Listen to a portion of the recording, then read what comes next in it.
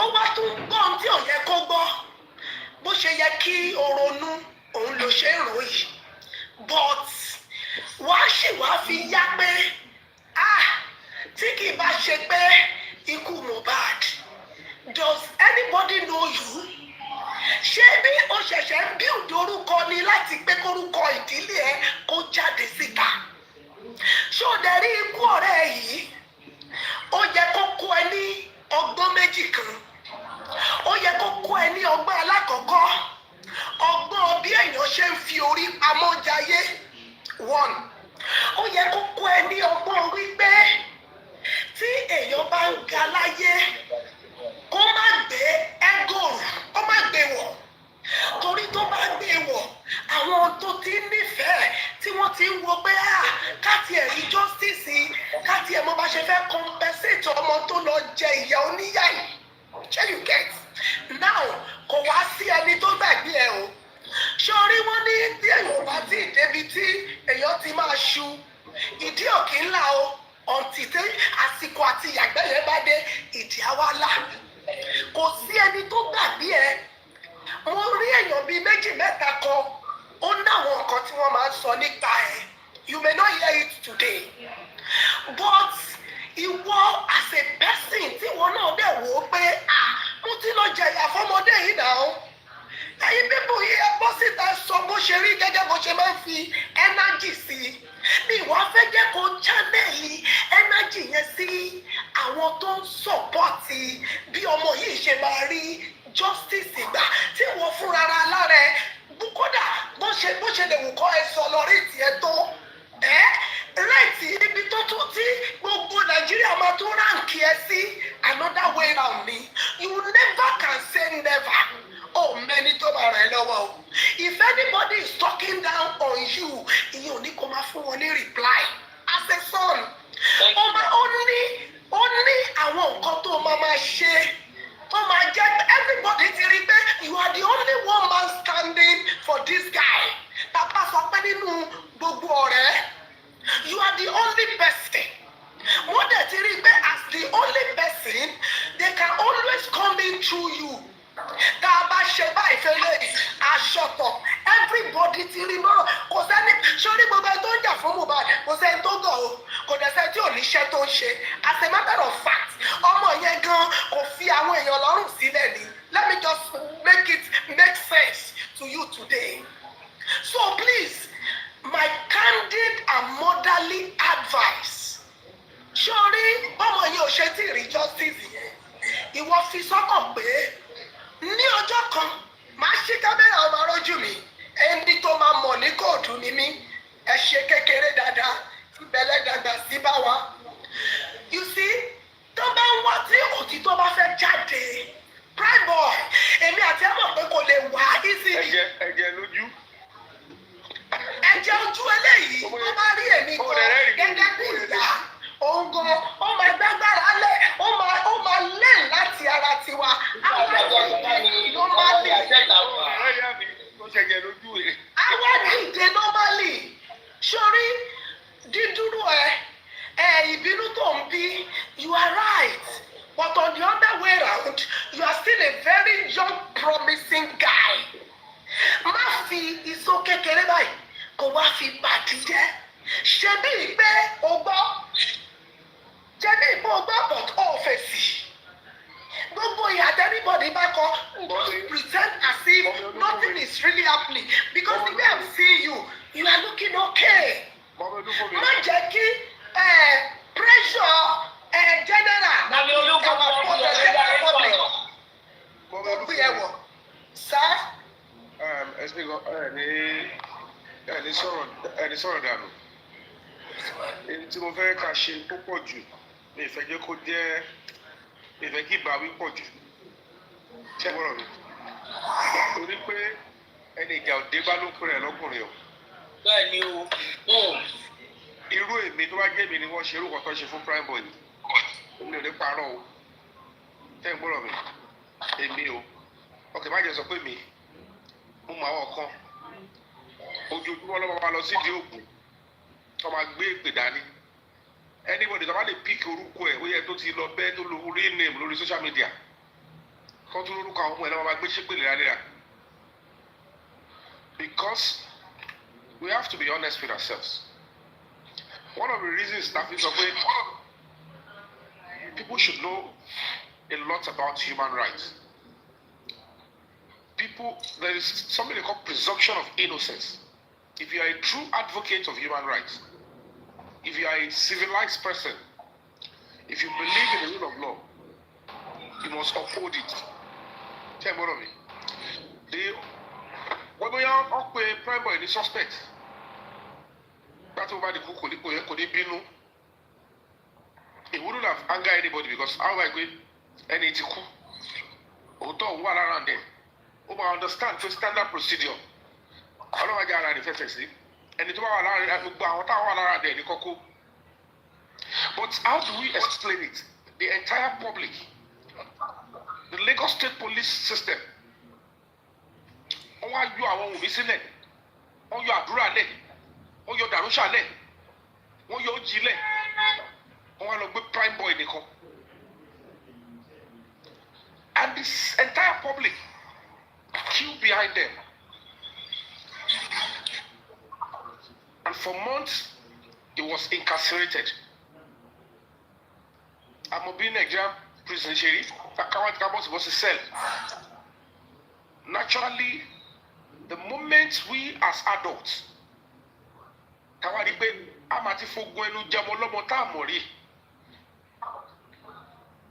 kilo ti damage in life. To ba shiwa will say, Oni Untayeba Sweda, Oroma Fibu Elola. If he is our son, to ba kawo gbenu, to kakiri gbogbo le, to bẹ̀rẹ̀ sí ronú àti parẹ́ every day. Ṣé yóò wọ́n sì ju pé kí wọ́n sọ pé rúdù lọ ni? Ṣèbí kan lárí tó fẹ́ parẹ́ lẹ́nu ọjọ́ mẹ́ta yìí, ta lẹ́rí tó pèsè ẹ̀? Ibi ò fẹ́ parẹ́. I will only appeal to prime boy. Oh, you are very sure.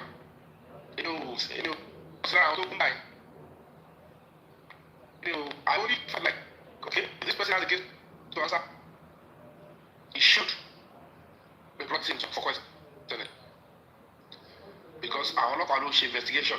But how do we explain to ourselves? But what I believe we got a lot of the Lagos State Police Command can be questioned and held accountable. And you let some people bleeding profusely. And we will go story not of why. If Mohbad was bleeding profusely, this spot in the particular show, so possible to find for a both minute. Go take a photo of your last kiri. Connected the lost hospital, with a near we the power of change almost software. I should tell you, ever me tell my bishop against stop. Who can call you show you any? Well, not completely profusely. What you call demonized or bleeding profusely. How about Paulo show my bleed profusely? Don't want this damn good. Killing Jaw have ever got. And it's out your crew. In your government, funny mental trauma. How did I? What is going on? I don't show. So when the public realize that we have nailed the wrong person, I want to see what people are doing. Also, I saw the thing again. I want to see. I want to see the platform. Platform. Don't talk about the platform. Don't indicate the platform. Not to one. Go say no more. Not to one. Go attack it up. What have you? I want the platform. I want the platform. Omowummi. Tó bá Mohbad jà. Tí wọ́n ló tì í tó la orí mọ́lẹ̀. The same Wunmi ló sọ industry gods. The same Wunmi ló sọ ikọ̀ lọ́rọ́. The same Wunmi ló ń ju aṣọ ẹlẹ́bọ̀tọ̀ sínú olórí. Ẹni tí ọmọlọ́mọ tó ní vision tiẹ̀ ọlẹ́bà tí dìde gbà yẹn bó ti gbégbèsè ó fẹ́ jẹ́yàn lọ ayé. Wọ́n dá gbogbo rẹ̀ agbẹ́rú. Bí wọ́n bẹ̀rẹ̀ sí ṣe ọ̀rọ̀ sọ́gbọ́n kó máa bú pírẹsidẹ́ǹtì kó bú anybody òun ló kọ̀ṣì simple ọba jẹ́ lómi ni màá ti yàgbẹ́ síwájú o gọ́ọ̀nà ọ́fíìsì màá ti yàgbẹ́ burúkú màá tẹ ìgbẹ́ sẹ́niwẹ̀ màá tẹ ìgbẹ́ ẹni ọlọ́pàá wọ́n á ti mọ̀ pé àwọn ti ṣe èèyàn because you have damaged him mentally. Nti wọ́n fẹ́ bẹ̀bẹ̀ ni pé the sister náà tó bá súnmọ́ àti tábà ni pé ọmọ táwọn mọ̀ bọ́ ṣe eré ìzẹ̀ tábà ni pé wọ́n á ń rúdù bá ṣé àmọ́ àti àwọn agbọ́n ti fọ́ finger brain ọmọlọ́mọ rẹ́mẹ́dì ló yẹ ká wà tó tó bá já wà lábì àwọn agbọ́n lè bá lè correct ẹ̀ nǹkan damage tá a lù ti dá sí lára tó bá jẹ́ pé bó ṣe ń bá rìn àjò ẹ̀ lọ ó rí ẹ̀ bó ṣe ẹ̀ kó rí bóyá ti jẹ́yàn fáwọn òbí ẹ̀ á ti máa tọ́jú ọ̀gbẹ́ bó ti fẹ́ bẹ́ẹ̀ni sà bóyá ti máa travel gbogbo yẹn ó rí pé gbogbo yẹn ẹni sì ẹ wá padà tó lóòótọ́ ẹ ṣàtúnṣe náà ẹ wá náà wá justice lóòótọ́ he is correct when he tells you part of justice is to start correcting the lies that you followed gbogbo yẹn àwọn tó jẹ́ pé ó wà bíi bàbá Mohbad tẹ̀lé ó ti mọ̀ láti ìbẹ̀rẹ̀ pẹ̀pẹ́ pé àdè ló pa Mohbad ṣé prime boy làlè tí bàbá yẹn sọ so kí ló dé tí bàbá yẹn ò kúkú pariwo síta ẹ̀dẹ̀ wo ye gbogbo yín tẹ open go for me fún bàbá yẹn kò ní lọ́wọ́ bàbá I can't even if I have to go about it mo ti sọ pé they should prosecute bàbá ó tún ní power of attorney ẹni tó deceive public ó tún ní adviser ó tún ní power of attorney ó tún fọ́ọ̀mù cabinet irú family yẹn they already betrayed their son and they sacrificed his friend. Èmi máa ń sọ tọrọ fúnra mi because èmi mo ṣe wáyé tí n bá lálàá wèrè lójú oorun tó bá ti ń ní mi lára jù máa ń tají ni èèyàn ò lè ní èmi lára bí ìfẹ́ bá láyà ṣe ya wèrè tó tó bá ti ń ní èmi lára jù máa tají. Hello Mr. Yomi kẹ́ tó kọ̀ntínú ọ̀rọ̀ yín mi ìgbà ọ̀rọ̀ lẹ́nu yín mi ò tó bẹ́ẹ̀ mi ìgbà ọ̀rọ̀ lẹ́nu yín sà ẹni sùúrù ṣe rí as a mother in tó máa mú ọkàn ẹ̀ máa rọ̀ òun lèmi believe pé for now ká sì máa sọ fún prime boy ó ní a lot of years to spend on earth ọlọ́run sọ pé ó máa pass through àwọn difficulty kan tó bá jẹ́ pé eléyìí tó ṣe tó sacrifice fọ́rẹ́ yìí lọ́nà máa fi liberate ẹ̀ forever kò tí mọ bí kálánù yẹn ti fẹ́ dìde. mọ́mí olú fún mi. And that is the reason why we should be coming àlèmá kò sí Mr. Yomi ẹjọ́ ẹ ti sọ yẹn lẹ́ẹ̀kọ́ yẹn ẹni tó máa sọ pé kò bẹ́ẹ̀ yẹn. ẹ máa gbọ́rọ̀ mi. mọ́mí olú fún mi ẹ má sọ̀rọ̀ lọ ẹni sùn ẹ má sọ̀rọ̀ ẹ má wọlé ẹ ti sọ gbogbo kọjá we are talking about public restitution gbogbo wa ní Ṣòwò Ògún gbogbo wa báyìí ní Ṣòwò Ògún kẹtó sọ Ọlọ́run máa là kọkọjá ẹ jẹ́ káwa ṣàtúnṣe ara wa a máa ṣàtúnṣe because from the old story tó wá látẹnu àdúrà tó wá látẹnu Kàrímọ́ tó wá látẹnu driver tó wá kò sí tó sọ story prime boy yìí bẹ́ẹ̀ ẹ ká gbà pé láti bẹ̀rẹ̀ pẹ̀pẹ̀ wọ́n dárúkọ prime boy ṣùgbọ́n ọlọ́pàá tó ṣiṣẹ́ wàá ló ṣiṣẹ́ fún if the police declared him wanted and they turned him to a prime suspect we should be able to ask báwo lè ṣe draw conclusion pé ní prime suspect pẹ̀lú narrative àti trajectory tẹ̀kọ́lẹ̀ tọ́ba ti ṣe mistake iṣẹ́ wọ́n ti ṣe ọ̀nà àbíyáfù nìyẹn àjọba forí rọ ni tọ́ba ṣe dáadáa àjọba jèrè ẹ̀ ní tọ́lọ́pàá bá ṣe mistake public kò ní sáré yọra wọn kúrò tó bá jẹ́ kó máa sọ gbèsè ní ara owó wa náà gbọ́dọ̀ sí lọ yọ ìyẹn láti gbọ́dọ̀ àgbọ́dọ̀ sí máa tẹ̀sọ́ mọ́ tọ́lọ́pàá bá ṣe pé ẹ ṣe dáadáa o ẹ ṣe dáadáa because làágùn mi ni o ó ń gba 76,000 wọ́n fa 26,000 yọ̀ mbẹ́ every month fún tax ẹ máa kọ́ bá kọ́ fún mi máa sọ gbèsè tó yẹ kó ẹ make sure pé ẹ lò dáadáa then everybody will know we are all responsible so kọ́ wa bá pọ̀ jù we should see more of the pain we caused him than more of his reaction. He is acting rude, I'm not saying he is licensed for him. Only more even if Tabafe correct her, má bínú tó bá jẹ́ ohun tó ṣẹlẹ̀ sí ẹ ló ń jẹ́ kó rò pé kò kọ́ máa react to everybody wrongly. That one anybody affect you because how about How can all these people claim they are holy? They are intelligent. Àwọn oníbẹ̀rù Ọlọ́run, àwọn kí ẹ̀fọ́ mọ́tọ́ bí, wọ́n dẹ̀ ṣí láìpẹ́ òun bẹ́yẹn. Ẹ wá pé òkè òye kó máa kún wa lé. Gbogbo wọn kọ́, even if at all we go to compensate, nǹkan kọ́ máa sọ sí wa lọ́kọ̀ pé ṣáà àgọ́ mọ̀ pé kọ́ta ṣe wrong. Táwa ti accept guilt wa. Kò ń ṣe monetary compensation nìkan la máa fún. When we speak to him, okay, calm down. Tẹ́ bá wọ ọlọ́pàá Amẹ́ríkà, tó bá rí pé o ní reason láti bínú. Wọ́n á sọ pé, you know what, I understand. You have right to be angry. You need to calm down, please. You need to please calm down. You very correct. You are, go, Baba, so calm down. Yeah, you provoked him. You didn't allow him to speak. You provoked him. I must calm it down, so that you'll be able to understand that we are telling you, you know what. Why the people should go full of protection?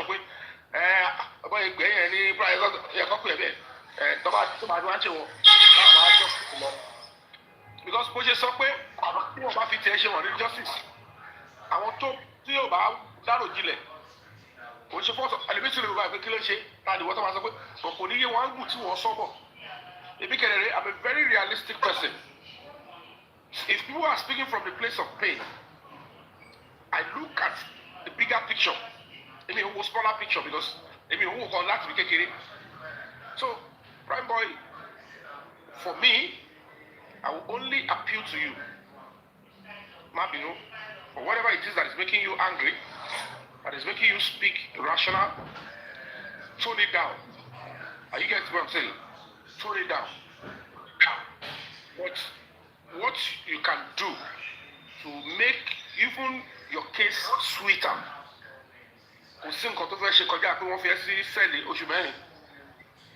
if you are speaking and now fighting for justice for your friends, abẹnisi o bá fẹ́ bọ́ náà nípò ẹ̀ ló máa rí at the forefront ní pé ṣebí tó ní justice sí ọ̀rẹ́ mi lè ṣe rú mi sẹ́wọ̀n. Okay, no problem. While I know I am in pain, justice yẹn máa jọ wà. Irú wo kankan ló yẹ kó wá ní nǹkan ní pé o pain, even with your pain, you are still concerned about your own friend. Táyì ara yẹn bá rí pé o wo pain tiẹ̀ mọ́. O tún ṣe wá ń jà pé ẹni ẹlẹ́ni tó ti kú yẹn ló wọ́ sí dàbí wọ́n wà láyé kò jà fún rẹ̀. Gbogbo nǹkan tí wọ́n ń go through yìí is injustice. But ṣé mo bá di pé ẹ̀dẹ̀ sọ pé ẹ jà fún mi? He is only relying on people like you. Omi Lighton, Omi Ololuwa, Omi Olufumi, Expander, Kidboss, to speak up for him, which is what we are doing. Wọ́n ṣì lè sọ̀rọ̀ fúnra ẹ pé ọkùnrin báyìí wọ́n ṣe báyìí.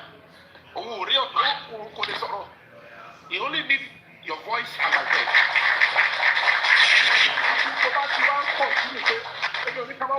voice. Justice for them.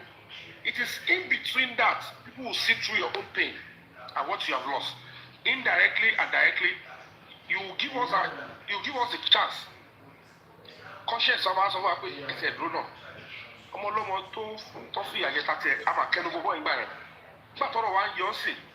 Ẹwọ àwọn Wùmí bàbá Mohbad àdúrà là ń ṣe kiri ìyá Mohbad. Àwọn tó mú tọrọ tó ń tọ public. Ọmọ ọlọ́mọ ìlọ́fẹ́ fi sacrifice. Our conscience will now redirect us to pay back and redeem whatever that is fellowship and if you buy your life. Because I have to be honest with you, you have your future life.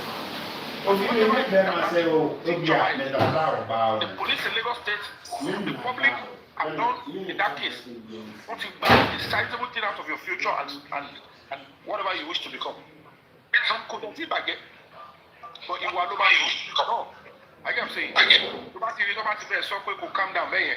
I understand your pain 101%. I love my country. I want everybody to be okay. I want a peaceful society. I want a situation where everybody's right to be respected. Your right was infringed upon. Totally. Infringed upon.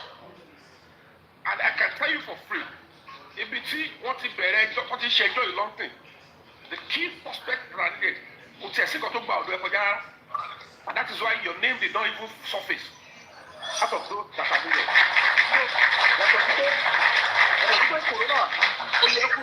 So, Lagos State government, DPP, Lagos State Police, on your group.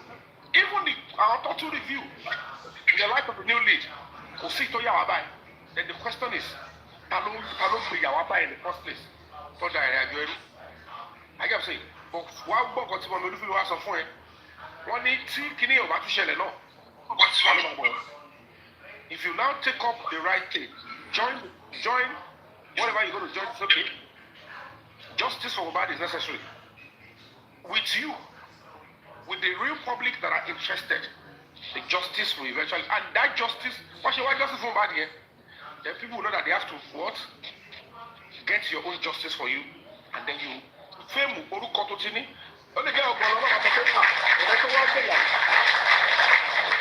ó lè kó tẹ̀ wá people will even show you love wọ́n ti ní fún Mohbad so kò tí late how miscalculated so because ìwà dádúrà wù yẹn it's likely difficult for the public to show the love tọ́ni sí Mohbad kan ṣó ẹ̀ sí I get what I'm saying because he abandoned Mohbad and started thinking about himself I get what I'm saying baba Mohbad partial stroke ló fi tiẹ̀ ṣe bó ṣe wá frame ló wá pátákópa ó ń jàdúrà ẹ̀ ó fi apá kan wá property ó fi ìsàlẹ̀ ó fi wá justice for Mohbad he knew who took the life of his son ọmọ pálẹ̀ ni ọmọ bíi tálẹ̀ yẹn wà bàbá fẹ́ máa ṣe lẹ́bọ̀tọ̀ kò fẹ́ kí ọkọ ṣòwò àwa ta ni tí ò lè ṣe pa tẹ́mi bá ti mọ orúkọ tó bàbá yẹn tó lóun mọ̀ yẹn mo fi ọlọ́ba búra kò ṣe pé máa dárúkọ nìkan máa ti lọ bá wò ó wọ́n á ti rí fíìmù gidi nígbà wọ́n nítorí ṣe gẹ́ nàìjíríà gbogbo ìtọ́jú ìdánwò ìròkú bóyá gbàkọ̀ làwọn ṣe jẹ́ yẹn tó wọ́n sọ pé àwọn kiri kan ló wà bẹ́ẹ̀ ní ìfẹ́ bóyá kóòtù tó kóra àwọn jọ pọ̀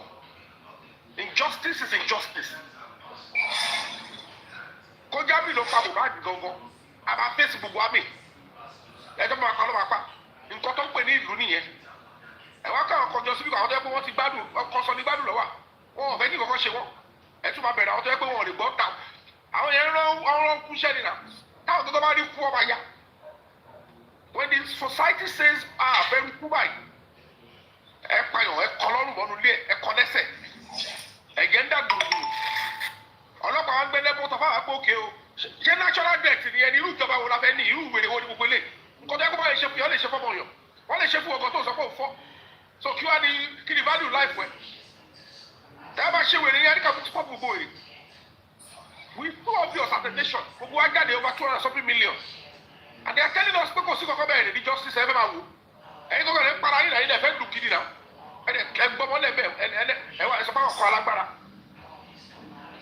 àwọn tó lè ṣe bíìdì lásán bíìdì wọn ò lè produce ẹ̀ àfi tó bá owó ẹ̀jẹ̀ ló lè fi rà àyà ẹ̀ fọ́ fún wọn so we have to understand that what do you want for your country ẹ máa jagun ẹ máa débẹ̀ ẹ máa sọ pé ìfọ́fọ́ àwọn kan àwọn tó yẹ kó bọ́ ìwà ẹ̀ láti ní ìbò jọ wọ́n lójú àwọn tí wọ́n fọ́ fún gan lórí láti jẹ́ jọ wọ́n lójú ohun tó ṣe fún Mohbad yẹn ṣe fún wọn ìgbà yẹn náà wọ́n pé so ẹ̀yin mọ̀ pé life wà important so life ti èmi Mohbad other actor other actress ni kò wà important so they get it in then why you scared even government gbọ́dọ̀ pààyàn bẹ́ẹ̀ kí ẹ máa jà ẹ wo nǹkan tó ṣẹlẹ̀ ní ensas lásán ní tó gate akọrí pé takuntakun ẹ wo tó ṣẹlẹ̀ so when they kill somebody tó wà blatant báyìí ẹ ṣe wá ẹ wá wọn bó kulọ lé lóró ó wà àwọn wèrè tó dá sórí TikTok come and deceive the public that's wọn lọ jẹ kọ́ lójú ayé sọ̀rọ̀ tiẹ̀ náà àwọn ẹni bí yẹn náà lọ jẹ kọ́ láyé rojú sọ̀rọ̀ tiẹ̀ so I'm going to be appealing to you we are not abandoning your own justice and focusing on Mohbad that's the primary justice náà wà tẹ́lẹ̀ justice for Mohbad don't get it wrong if you can rethink and find a way to say okay I have put it here how do I sink myself in pẹ̀lú ojú àmàlà ẹ̀rí ọkàn àbábá wa sọ̀rọ̀ even naturally bó ṣe tí wọ́n ń continue pé nǹkan tẹ́ fi àjẹ mí ọmọ ìdọ́gbọ̀dọ̀ ó gbọ́dọ̀ wà ní justice yẹn ṣùgbọ́n ọ̀rẹ́ mi ni ẹ̀rẹ̀ ti fi àárọ̀ jẹ mí nǹkan sì lè bẹ́ẹ̀ mi jẹ̀yà yẹn èyí tẹ́ pàgọ́gọ́ kí ló tẹ̀ ṣe fún wa gbádùn ìwọ gbogbo ló máa demand fún justice fún and that justice mo bá tó ń demand fún yẹn indirectly and directly o ti wá justice fún rẹ then the public gbogbo love ta ní sí mo bá nìyẹn kò sí bá a ṣe ní shift ẹ̀ sórí ẹ̀ tó bá ti lọ gbọ́ fáwọn wèrè kan gba àwọn olórí wèrè kan lọ́wọ́ àdé ọ̀rọ̀ yẹn àwọn àdìkọ́ ẹ bóbò ni o gbogbo kìíní yẹn tó bá ti pọ́ fún wọn wọ́n ti la láìfù tiẹ̀ mọ́ òkú ẹ̀ wọ́n fi ń pákéjì láìfù àwọn ọmọ tiwọn èèyàn máa jà you fight you want to end your own life bó ṣe ń jà sí tó ń sọ pé olúùlù yẹn ṣé bóyá àwọn àgbàlagbà inú àwọn tó ń wúrí ẹ tó ń sọ pé olúùlù ń bì àjẹ́ wà láàrin wọn ògbóni wà láàrin wọn ṣé o ti kú láti àtọ́sọ fún olúdu tó bá tí mo ní ẹ báyẹn báwọn yẹn gan máa ya ni ó dà worst case tó lè ṣẹlẹ̀ ní pé kọ́kọ́ ní ẹnu fíìmù pé gbogbo ọdún yìí sọ pé àníṣe ẹni tẹ́ lọ́mi lọ sẹ́wọ̀n fún mo bá di ìbàdí justice ọgọ́ máa kọ́kọ́ fẹ́ fi sí láìpẹ́ àwọn tó ń pa bàbá àdìgbò lọ́wọ́ kọ́ báyìí pé ìwọ tó ń jà lọ yìí mo gbọ́dọ̀ fẹ́ ṣe fún ọ àṣìkò bàbá akọ́kọ́ sáré fix láìpẹ́. Ìsàyàmì ibi tí ẹ má bínú ibi tẹ́ sọ ọ̀dẹ́ ẹ̀ ń fẹ́ pìkù ẹ̀ ń pé ó pẹ̀lú kan tó ń sọ látàrí pé tọ́wọ́ èèyàn bá ti tẹ̀ ìjà nọ́mà ẹ understand owó yẹn ni mò ń pa látàrọ ẹ má bínú tó bá jọ bí òwe yẹn àgbàlá. ọmọláyé jẹjẹ ìjà ẹ̀tọ́ èkúdà yẹn gbọ́dọ̀ lọ sí ta kọrìkì lọ fi ń ta èkúdà òṣòwò. kọ́rẹ́jì wo lọ́dún fẹ́ fi rà á tà ọ̀nì. màá gbọ́ àwọn tí wọ́n ń fèsì jà yìí ó nọ́mà kó bóyá fèsì jà yìí rúgbó ètò fi ń jàjà yẹn òun ló ń bọ́ sí rọ́ọ̀gì lára public kò lè tèyí public bẹ́ẹ̀ o tí ọ̀rọ̀ sáà wọ́n bí gbọ́ ọ̀rẹ́ Mohbad ṣáàní ẹ̀ ọba kọ ẹbọ ọfẹ kọ́bọ́dì ó yẹ ìwọ ló máa jàjà yẹn ní ìjà tó yẹ pé public máa rí pé ọmọ ṣé a ti ṣe ẹ̀rọ gan o ẹlòmíràn lọ́wọ́ post ẹ̀ tó ṣe ń gbà yẹn tó gbé píṣọ ẹ̀ sílẹ̀ ẹ̀rí ọkọ̀ máa jẹ ayé ọ̀tẹ̀ yìí so ìjà yẹn kò ṣe pé I'm appealing to you mi ìsọ kó má bínú ayé ọ̀tẹ̀ yìí má bínú yẹn débi wípé àwọn èèyàn ní fi rí angle pain tó go through òun ló yẹ sọ pé mo lọ sí they shouldn't make it look like rude more even whatever you are doing means pé èèyàn rude ṣé rude yẹn kọ̀ bá àwọn bíbí èèyàn ṣe rude so I go kọ̀ bí wọ́n bí wọ́n rude wà náà you don't understand they pretend pé lọ́wọ́ ló kọ́ tó jẹ́ kó máa para náà èmi ò ń ṣe eré èèyàn bẹ́ẹ̀ yẹn o mi ò ń deceive yàn.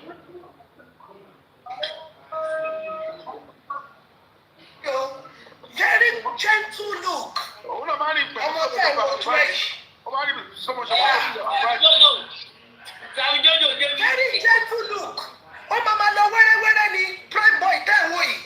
Ó máa lọ wẹ́rẹ́wẹ́rẹ́ ni kó tó tẹ̀ ní kó tún ohun rúbọ̀ ó kúrò ládùúgbò ọwọ́ kò ń wá sí area yẹn mọ́. Ẹ jọ Mr. Yomi, you see how a lot to do.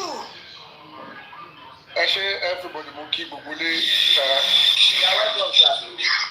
ṣẹ́rí wọ́n tí mo kàn fẹ́ sọ ṣẹ́rí tí ọ̀rọ̀ bá ń jáde ọ̀gbọ́rọ̀ ṣe ń rí ibi òun máa ń dìtà mí gidi thinking èèyàn nígbà tí prime boy sọ̀rọ̀ lẹ́ẹ̀kan tán ní kí ló ṣẹlẹ̀ kìnìkan ó ní nǹkan tẹ́ bá sọ ló máa fa answer tí máa mú wá ẹgbẹ́tẹ̀ and I think about that wọ́n wo pain to go through and the kind of labeling to everybody including myself to gbogbo àti tẹ́lẹ̀ pé o máa ní sùúrù now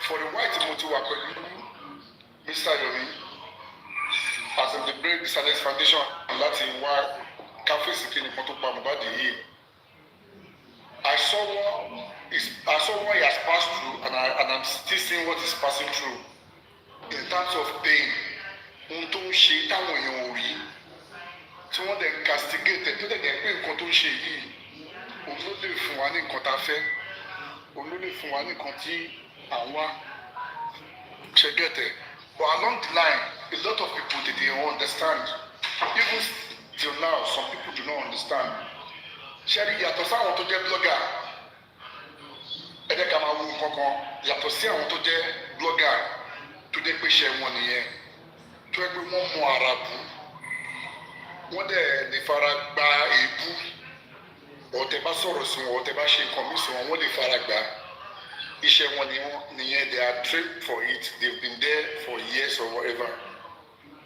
káwá wo àwọn tó jẹ́ pé ọ̀rọ̀ Mohbad yìí òun ló jẹ́ ká wá sórí social media kì í tàbá wá sórí social media gẹ́gẹ́ bí akéèyàn kan play music or kò ṣe kíní kan kì í dá sọ̀rọ̀ kì í sọ̀rọ̀ kì í ṣe kankan kẹ́nìyẹn wá jáde kẹ́ wá purọ́ mọ́ bó ṣe purọ́ mọ́ prime boy yìí òun nìkan ló máa mọ nǹkan tó ń feel within himself pé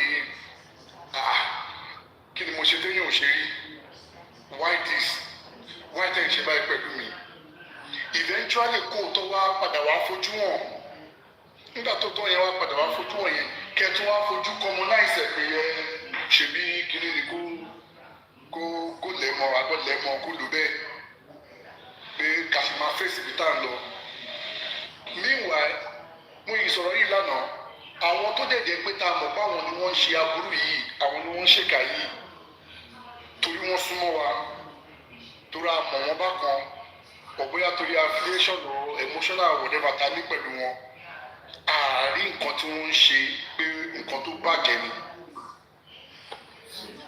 kì í dẹ́ ṣe pé àárìbọ̀ àlè blame wọn àlè sọ̀rọ̀ sí wọn torí bóyá closeness ni bóyá torí pé emotional whatever ta ti ní pẹ̀lú wọn àbóhùn lọ́mọ ẹ̀ kú nǹkan kan bẹ́ẹ̀ yẹn ṣẹ́ni tá a bá ń fèlì yẹn ẹni tẹ purọ́ mọ́ yẹn tó bá each time tó bá rántí nǹkan yẹn ó máa dùn wọnú ara àwọn white mo sọ pé gbogbo akọ́ ló máa dùn àwọn tó bá ti jẹ́ pé iṣẹ́ wọn blogger ni bí àwọn host tẹ bá purọ́ mọ́ tó bá fojú padà wọn ẹ rí pé nínú ọ̀rọ̀ tiẹ̀ náà ní gbogbo ìgbà tó bá ń sọ̀rọ̀ á máa repeat ọ̀rọ̀ yẹn pé ṣe nígbà kan sọ báyìí ṣe nígbà kan dẹ̀ iṣẹ́ ọlọ́run ò yọ mí bọ̀ ọ̀rọ̀ yẹn ẹlòmíì ẹ̀ nífẹ̀ẹ́ kó sọ ẹ̀ ló ń tẹnu mọ́rọ̀ ẹ̀ ló ń root ẹ̀ nífẹ̀ẹ́ admit pé ti fault ẹni yìí kíní yẹn common gan ó jẹ́ nǹkan tó ń bàjẹ́ kan nínú justice for Mohbad yìí ọ̀rọ̀ ńlá we don't call a spade bọ̀ ẹni tẹ tánìṣí méje yẹn mo báwo ló ṣe ń dùn sí mo how deep down in that person mo shock tó wọ́n by the first day yẹn tẹ wọ́n kọ́ gbé rọ́ yẹn kù tẹ́mu ńlá ní why me mo tẹ́ni yẹn pass through at that moment kàn fi kò yẹ kó kàn brush it aside life goes on kéde move bẹ́ẹ̀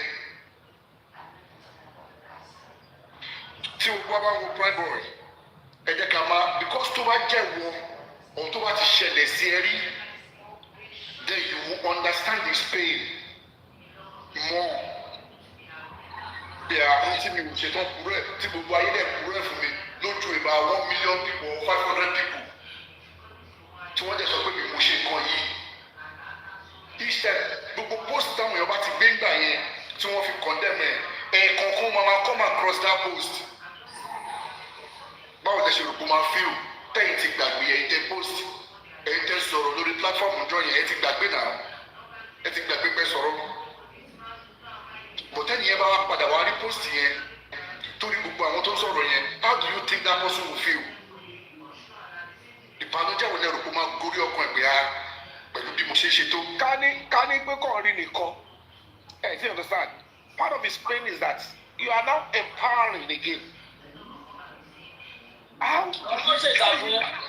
Kò yẹ ẹ̀yin same people yẹn tẹ kọ́kọ́ kọ̀ wá tó wá rí ẹ tún lọ ẹ wá empower ẹ fún àwọn yẹn people yẹn ní credibility online.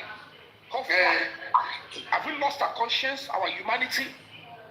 Ẹ jọ báwo ni wọ́n jáde lágbo mẹ́ta o. Jọ how to go because battery phone yìí ti lọ so.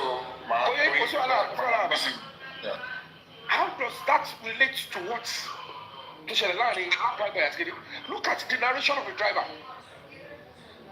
After tí wọ́n kúrò driver ní ìjáṣẹ́ bẹ̀rẹ̀ láàrin Wunmi àti Mohbad ní mọ́tò. No matter who you are you a Christian? Are you a pagan? Are you an atheist? Are you a Muslim? Are you a traditionalist? Ṣé yẹn ọdún láti ṣẹlẹ̀ wọ́n ya sketch fún wa before we get to know that this is the primary cause. Wọ́n ní driver tí o wọ̀ wọ́n. Respect like you want him flag o please. Driver tí o ní reason láti parọ́. The sad reality is that this driver said the same thing to the Lagos State Police Command. Why are we keeping quiet? Ṣé kò sínú statement ọlọ́pàá báyìí nínú Lagos State Police Command investigation? Ṣé kò sínú we are not asking the right question. Ṣé kò sínú nǹkan tí wọ́n wà ní case file tó gbé lọ sí Directorate of Public Prosecution Lagos State Command Ministry of Justice? Why are we not asking the right question? Why are we not fighting the right way? Ṣé àwọn tó kọ instruction jáde ṣé wọ́n ò rí inú ẹ̀ ni? Now that we even got to know that they omitted the incident that happened 3 a.m. Wọ́n wá bẹ̀rẹ̀ sí speak lágbo mẹ́ta. Kò sínú CCTV. 3 a.m. yẹn ò sínú CCTV ọkùn yẹn. CCTV báwo? The fault. CCTV ò ní We never say the fault. Kò sọ́rí pé wọ́n jà àwọn òun àti Mohbad jà. Kò sọ́rí. Tọ́wọ́ bá tiẹ̀ sọ. Under investigation, did the driver said it or not? Ṣé àwọn ọlọ́pàá yóò fojú? Ṣé àwọn tó ṣe kiri ní Ministry of Justice, the Attorney General did not see it? So why did they omit that credible witness account that would lead us to who they should actually pick up? So now they now omit that, and it's all over again. So when they omitted, she wasn't treated as a suspect. And then she found out to have an army of people around behind her. And the Baba knew. Adura knew. Adura was to about that sort of. Sandra was sentenced to the Supreme Court to uphold against the interest of the president. She only video with you to PowerPoint. She only video around. Even the witness that they got came from outside, and it said he had been coupled.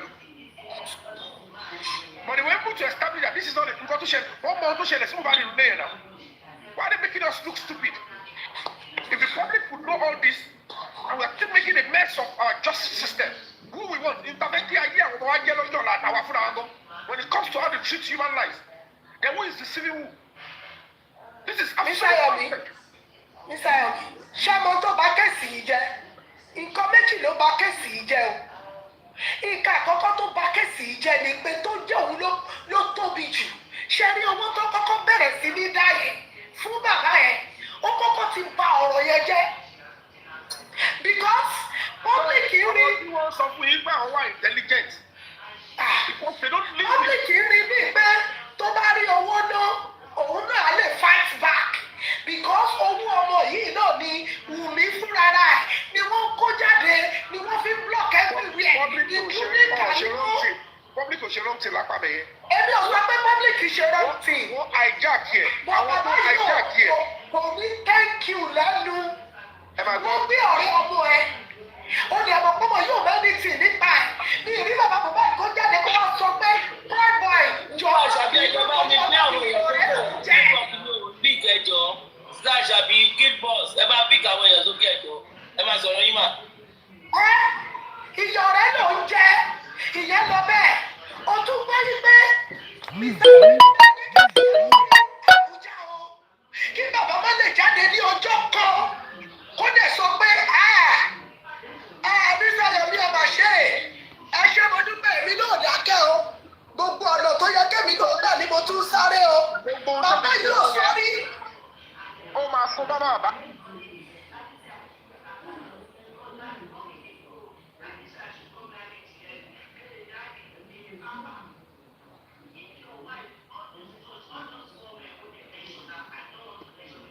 Lẹ́mi ọbẹ̀ jẹ́, ó ti cast yẹ̀yẹ́ ló kù, ààrẹ rírìn ní ládùúgbò sí tó bá tó kò. Wà á kí ni dédé kọ́ kọjá mọ́nà? Owó ọ̀ṣẹ́ bá kọjá bó ṣe kọjá tẹ́lẹ̀. Ẹ̀sìn àwọn ẹlẹ́yà ó ti ṣe ní Ìkòròdú, ẹ gbàgbé bọ́ ìṣẹ̀lẹ̀. But ẹnì kò lè máa sọ̀rọ̀ kí ọ̀pọ̀lọpọ̀ dákẹ́. Ọ̀pọ̀lọpọ̀ tún wá dákẹ́ nínú àwọn tó dákẹ́, ìkàlọ́ tún wá jẹ́. Kò sí bá ṣe bá make sure pé ọmọdé yìí, àwọn tó wà lóde, nígbà wọ́n mi kẹ́ bá wà bẹ́ẹ̀ ìjọ tó kọ́kọ́ sí bọ́ yìí. Ẹ wò bẹ́ẹ̀ bá jẹ òkú ahun, ẹ máa kéjọ ẹ̀. Wùmí tó ń sọ yìí, omi ẹyọ kan báyìí kò jáde lójú ọmọdé yìí. Omi ẹyọ kan, àwọn bọ́ìsì tún sọ pé ẹ ṣí ojú ẹ̀, ẹjọ́ ẹ náà ṣí ojú ẹ̀. Gbogbo àwọn lifestyle, àwọn gbogbo tó ti mú wọn tójú ti pọ́n. Kò sí kankan nínú wọn bó ṣe pariwo tó. Ó ní ká má ṣí o, ẹ má ṣí o, ẹ má ṣí o. Wọn ò jẹ́ kí wọ́n tètè ṣí kó sí yẹn. Àwọn tó náà fẹ́ wo ojú ẹ̀. Wọ́n ò ṣí. Ọlọ́run máa mú ọmọdé yìí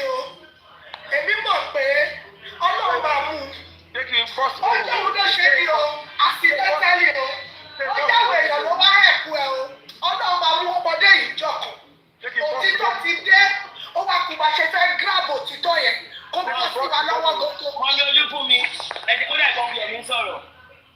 Jẹ́ kí n bọ́ sí bọ́ọ̀bù yín. Bẹ́ẹ̀ sà. Ẹ má wá surprised. Ẹ má wá surprised. Ẹ má yẹ kó jẹ́ ìyàlẹ́nu fún yín. Don't be surprised. Yes sir. If it's the same script ni bàbá yẹn act àti Wùmí. Come again sir. Come again Ọ̀gbìyànmí. Don't be surprised. Yes sir. If Baba and Wùmí are acting the same script. The whole story, the public is gbogbo àwọn public àtàwọn tó rẹ́wọ̀n yìí. They diverted you guys to Alekan. Èèyàn kan ló ní ọmọ. Torí ẹ̀ lọ fi pa Mohbad. It's the same story. Now, you all will be looking for until son, and it will continuously delay not just burial, it will buy time. Because at the end of the day, Ogbo àti Masi Mohbad, torí pé wọ́n ever done. People are not forgetting something. There is synergy and cooperation láàrin ẹbí méjèèjì àti Wùmí o àti gbogbo ẹbí Mohbad. Tí ẹ̀gbọ́n ìfi lè wà lára àwọn tó jọ ẹlẹ́bọ̀tàn sínú sáré. They only needed one member of the family. Bàbá ò dẹ̀ kò sùn Wùmí lọ́jọ́ kan rí. They just needed a member of the family to stay. Check me on the side of the public. And be shouting justice for Mohbad. That's why the Baba would never for any day accuse pé Wùmí ló lọ́wọ́ lókù Mohbad. Ṣé gbogbo ọ̀rọ̀ tí àdúrà sọ yẹn ṣe ìgbà báyìí wọ̀ ni? God bless you Bella.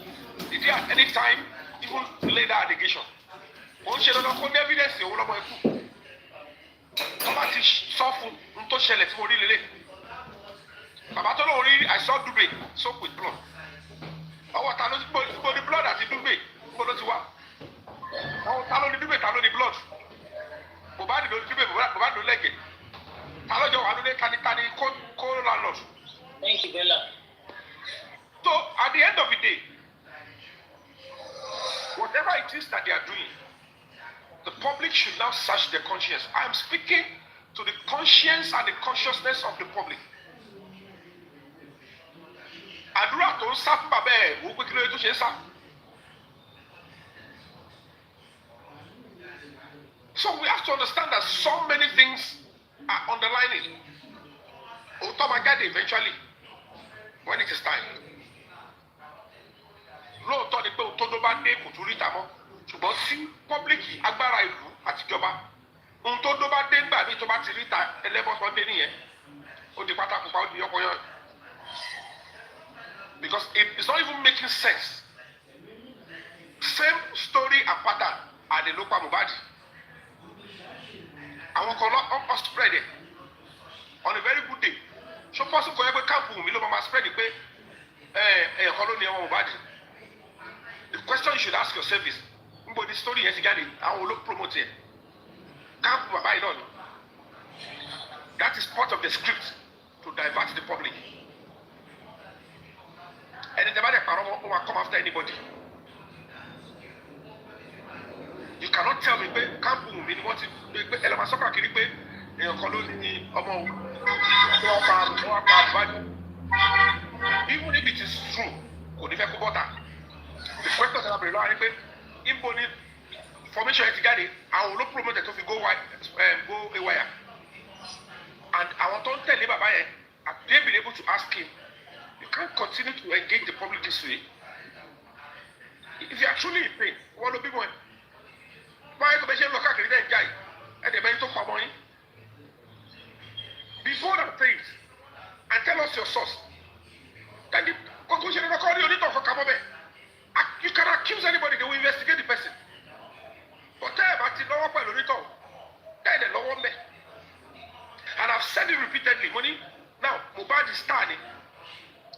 Ekpelo ko for pé tó bá rí bí ni bí máa wọlé. Kí ló tẹ̀ Ruby ẹ̀ kúrò tẹ̀sẹ̀ fẹ́ máa gbé rìn ṣáfù káàkiri.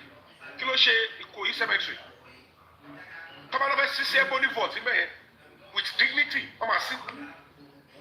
wọ́n lọ sí síbi tó máa ti lè ju kurubé síbẹ̀ ni. Ó jẹ́ kó rí ilẹ̀ ẹni tó ti fún yín kẹfí kọ́ ṣọ́ọ̀ṣì lẹ́lọ sísí. Ẹ wá sí sórí ilẹ̀ yẹn nìkan. Wọ́n ń ju òkú sínú ẹ̀.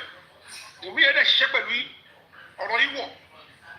You both participated, ọmọ yín participate from both sides. Now ẹ wá ṣe ogbó yẹn tán. Make it make sense ibi kan ti wú òkú ọmọ 20 something years. Láàrin àdúgbò ẹ lọ sí láàrin àdúgbò ó ti ẹ̀ pàwọn arákùnrin òdùnmí ìwọ̀n kan tó ṣe wọ́n. Wọn ò kọ́lé síbẹ̀ kò ṣe pé kọ́lé síbẹ̀ kò ṣe pé ilé ẹ̀ gangan ni ó ti fún yín.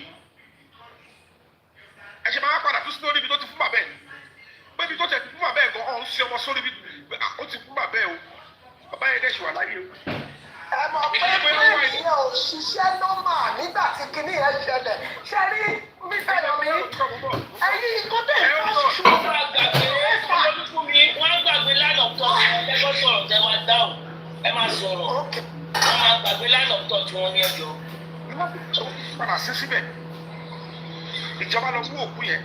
It's part of the reason why the government are angry because they know the truth. Now ọwọ́ sí tán. Wọ́n gbé síbẹ̀. Ọwọ́ yọ. The same public ṣe wá dáhùn bàbá yẹn. Ó wá lọ sórí orí ilẹ̀ náà again. Orí ilẹ̀ ẹni bàbá yìí ti ṣe aṣọ bí aṣọ mẹ́ta. Tó lóun ṣe revival àbí òun ṣe celebration. Bẹ́ẹ̀ni. Fún tani. Ọ̀báàd. That's disgusting. What are we talking about? Àwọn wá wèrè kiri, àwọn àdọ̀tí, àwọn àkọ́tún sọnù kiri. It could be one of the, in my own opinion, one of the reasons tó tẹ̀ máa kọ́ bí Lagos State inú ni pé irú ìyàbọ̀ tó lọ lédi gbogbo hospital tí ẹgbẹ́ ìwọ tó ẹgbẹ́ òun láì ìjọba wa.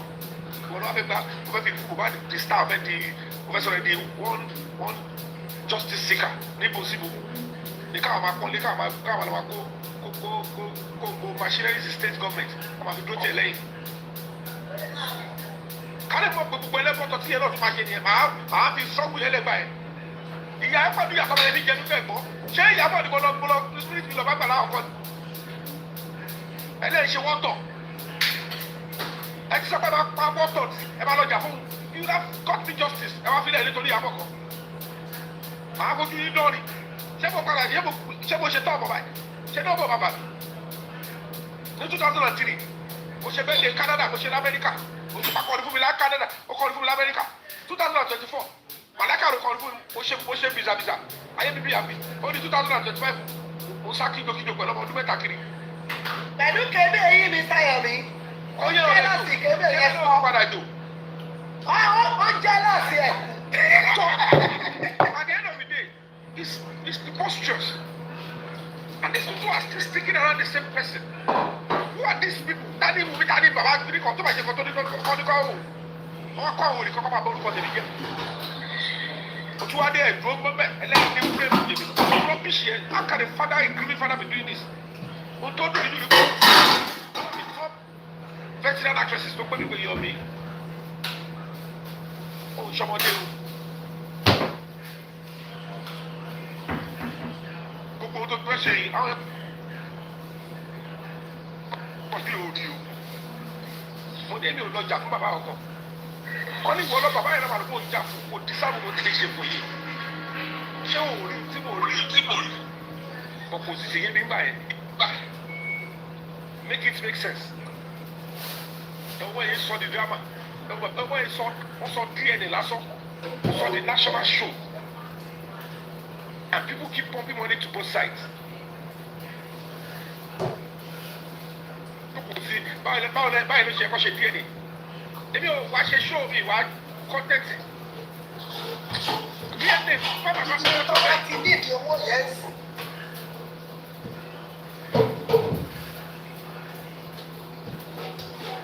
kọ́ lọ ṣe DNA lọ kọ́ lọ ṣe DNA lọ.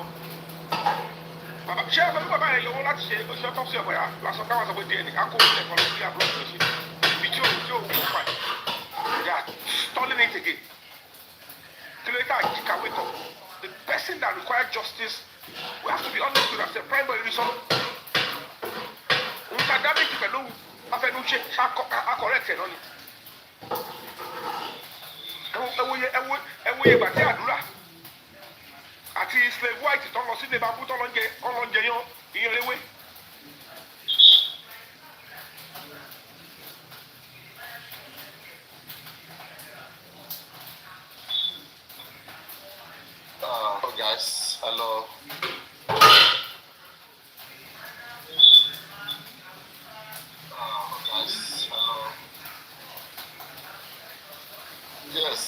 want to believe you all can hear me.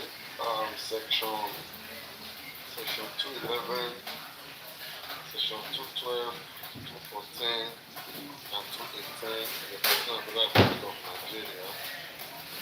Let's see. We are trying to finish some of these sections so that when we come online and be able to wrap everything all together. I know they get very angry when they see me reading to understand. Can you guys hear me? Hello? Hello, can you guys hear me? Hello, can you hear me? Hello? Can you guys hear me? Hello? Hello, hi, hello. Okay. So, yeah. Is it noisy? Is my background noisy? Alright, fine, yes. So, they get very, very mad when they see me reading. For goodness sake, this is the book that every Nigerian citizen needs. Even the president. This particular book is made for all of us as a country. The fact that you are Nigerian, you should be able to have this. The same way, how do you say that you are a Christian and you don't have a Bible? How do you say you are a Muslim and you don't have a Holy Quran?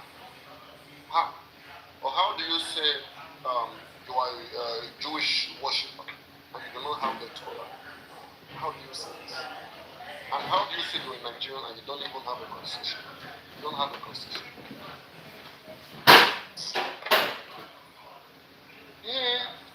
Anyway, no, not everybody is exposed.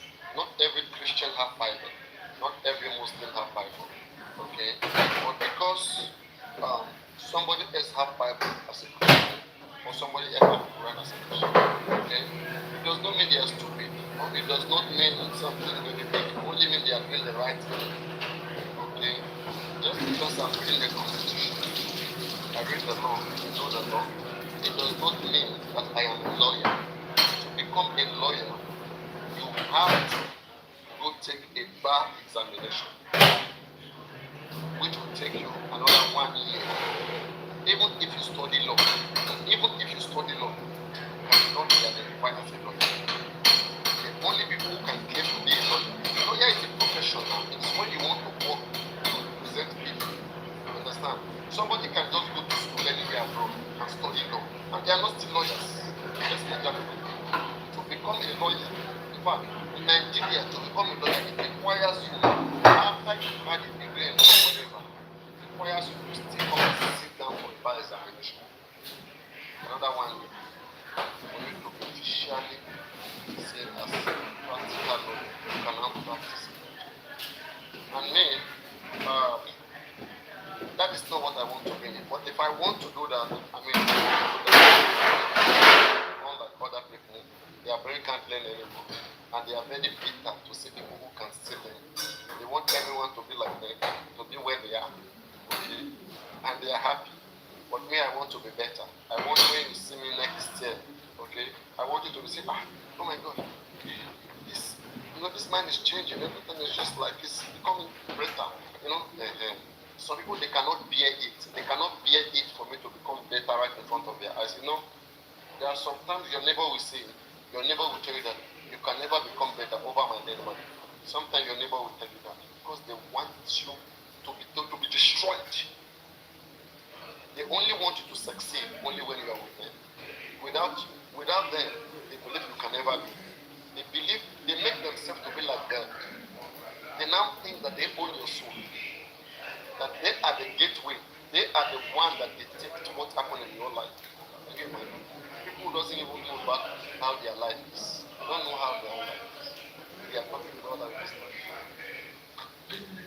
I remember 2023 then, when I used to support Omowummi very, very much hard, okay, because at the time we don't have much information about Omowummi. We didn't know he's a stupid man.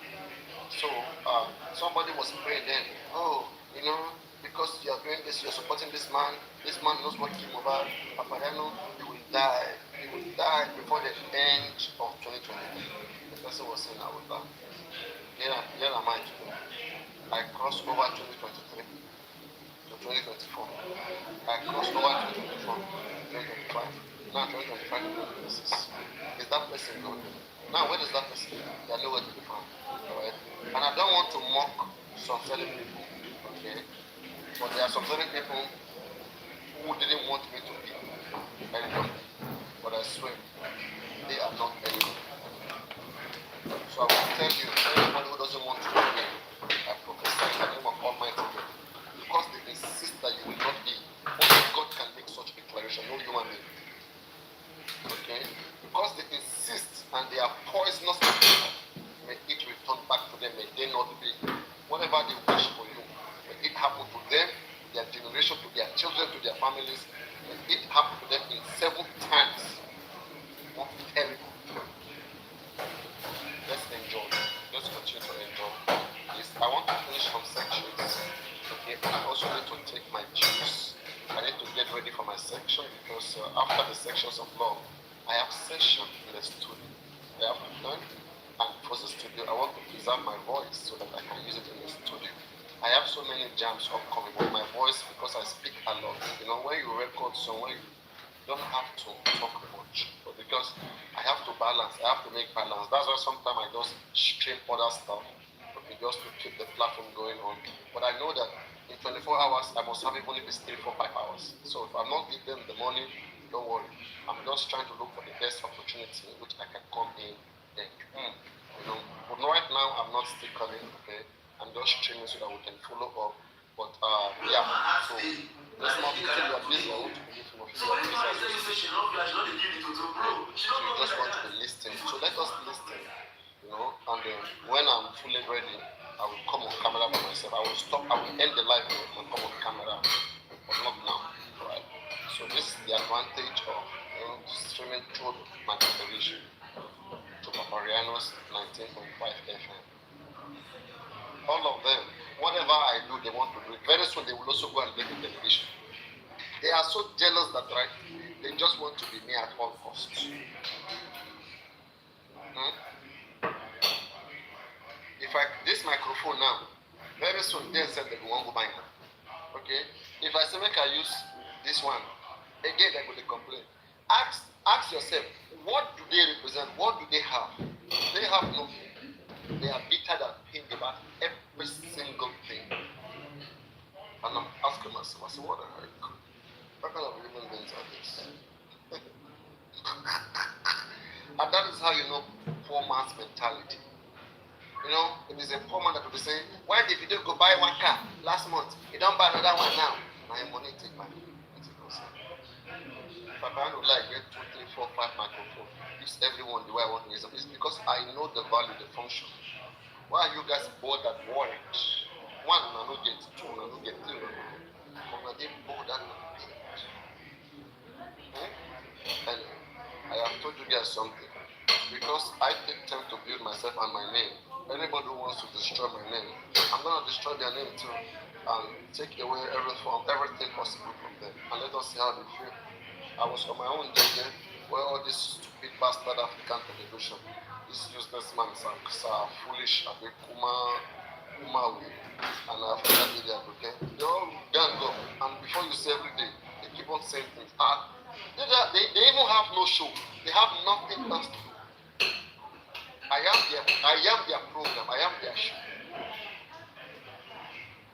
You know, and I don't see like, what is this? Okay, maybe I should just pick on the instigator. And one thing about me that I know, in the law of instigation, right? Like in the law of let me say, of like attacking and people instigating violence, right? The law of violence. You find the real person instigating and you deal with that person.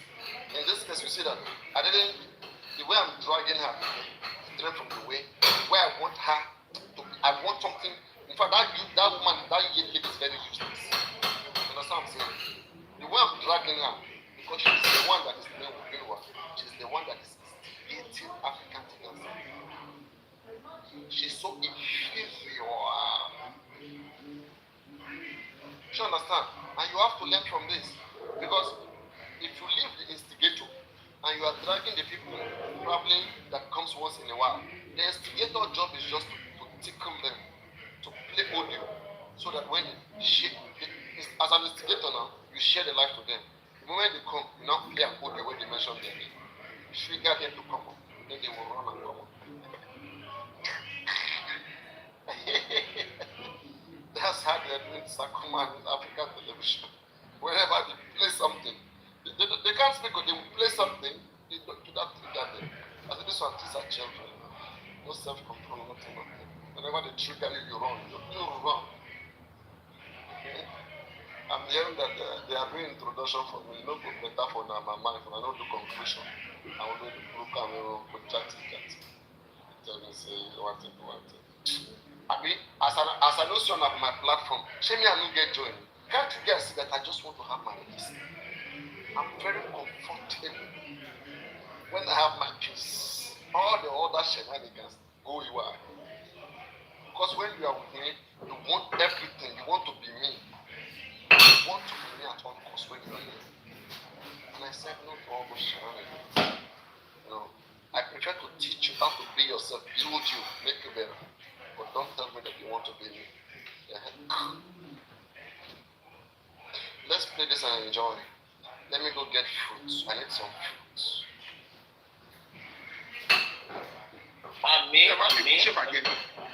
By the time we all come to our senses and realize that we have allowed for too much division, and we should know that we are able to go that route. We don't need a crowd. Blogger, don't be looking for sensationalization now. Follow the right path. When you succeed in it, expect your mawa. But you automatically calculate in advance. Money 3,000 views. Money, you will be acting too desperate. Maybe to your kotoba, to your kotoba, Ishemi, Ati, Bessa to your daru, Emma daru. And when we see the book here, she practically and deliberately destroyed and obstructed pathway to justice from bad. To look at what road.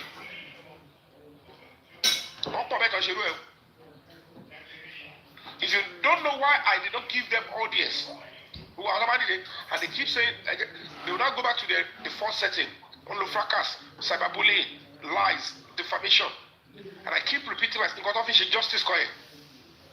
At this stage of my life, you are enough to become intimate. And what they facing and longly, because they cannot see from what you are facing, the pain you are going through.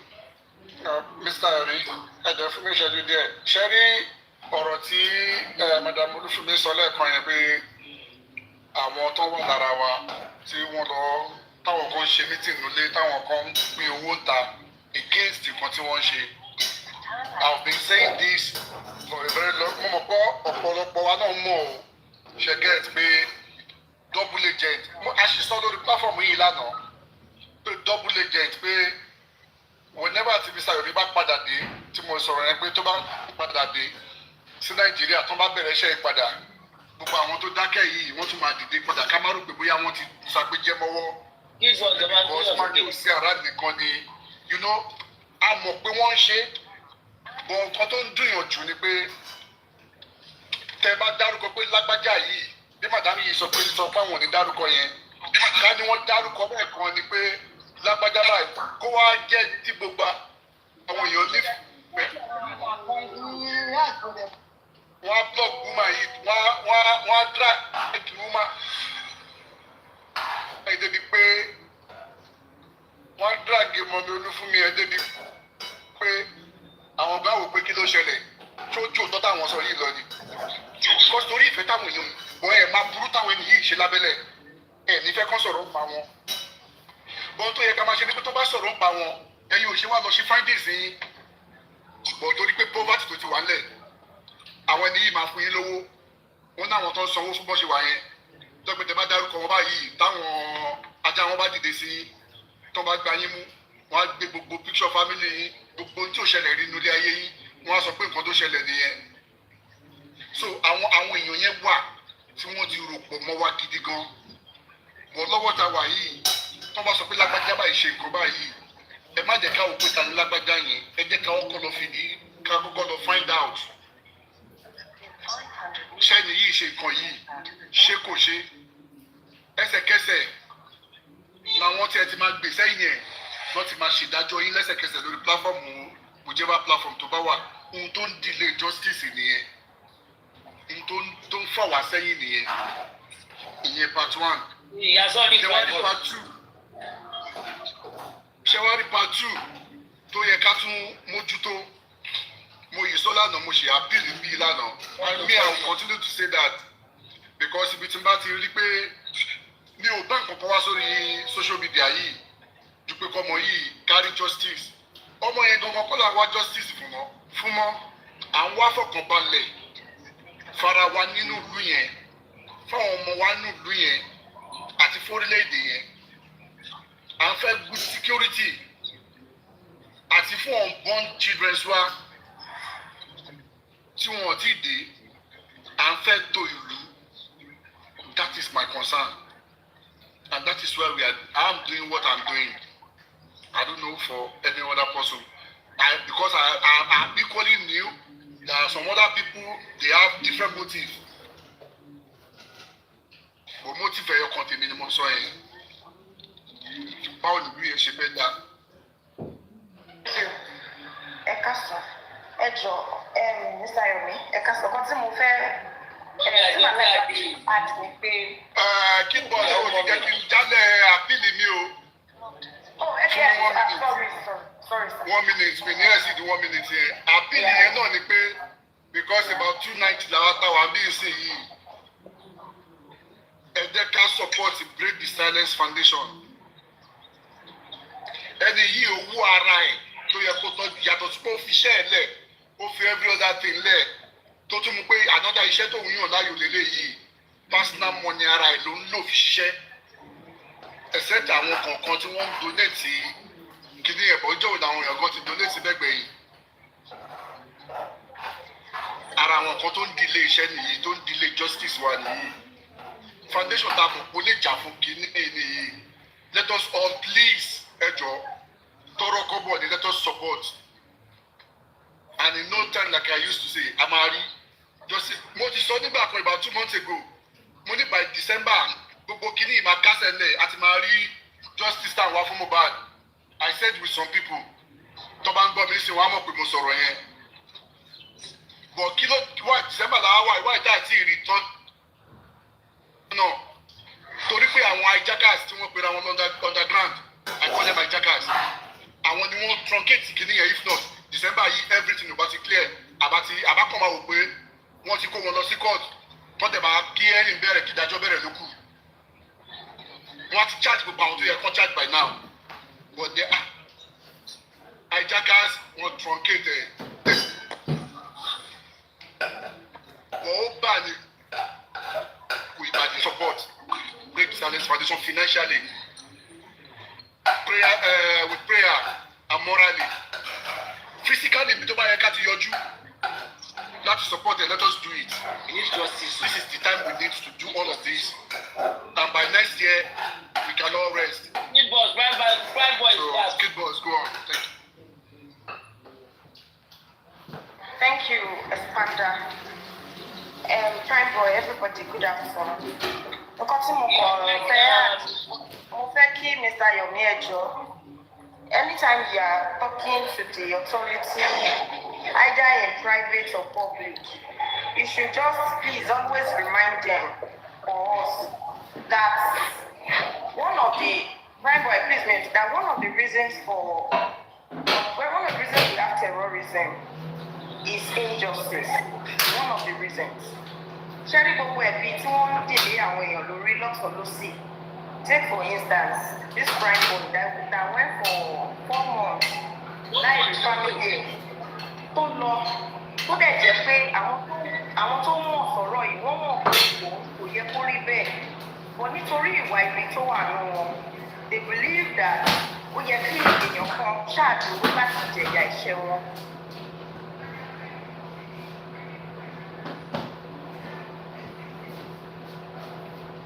Nígbà wọn jáde the government outside the country, we already know by now that is either they compensate them or kí wọ́n ṣì wà lórí matter for now.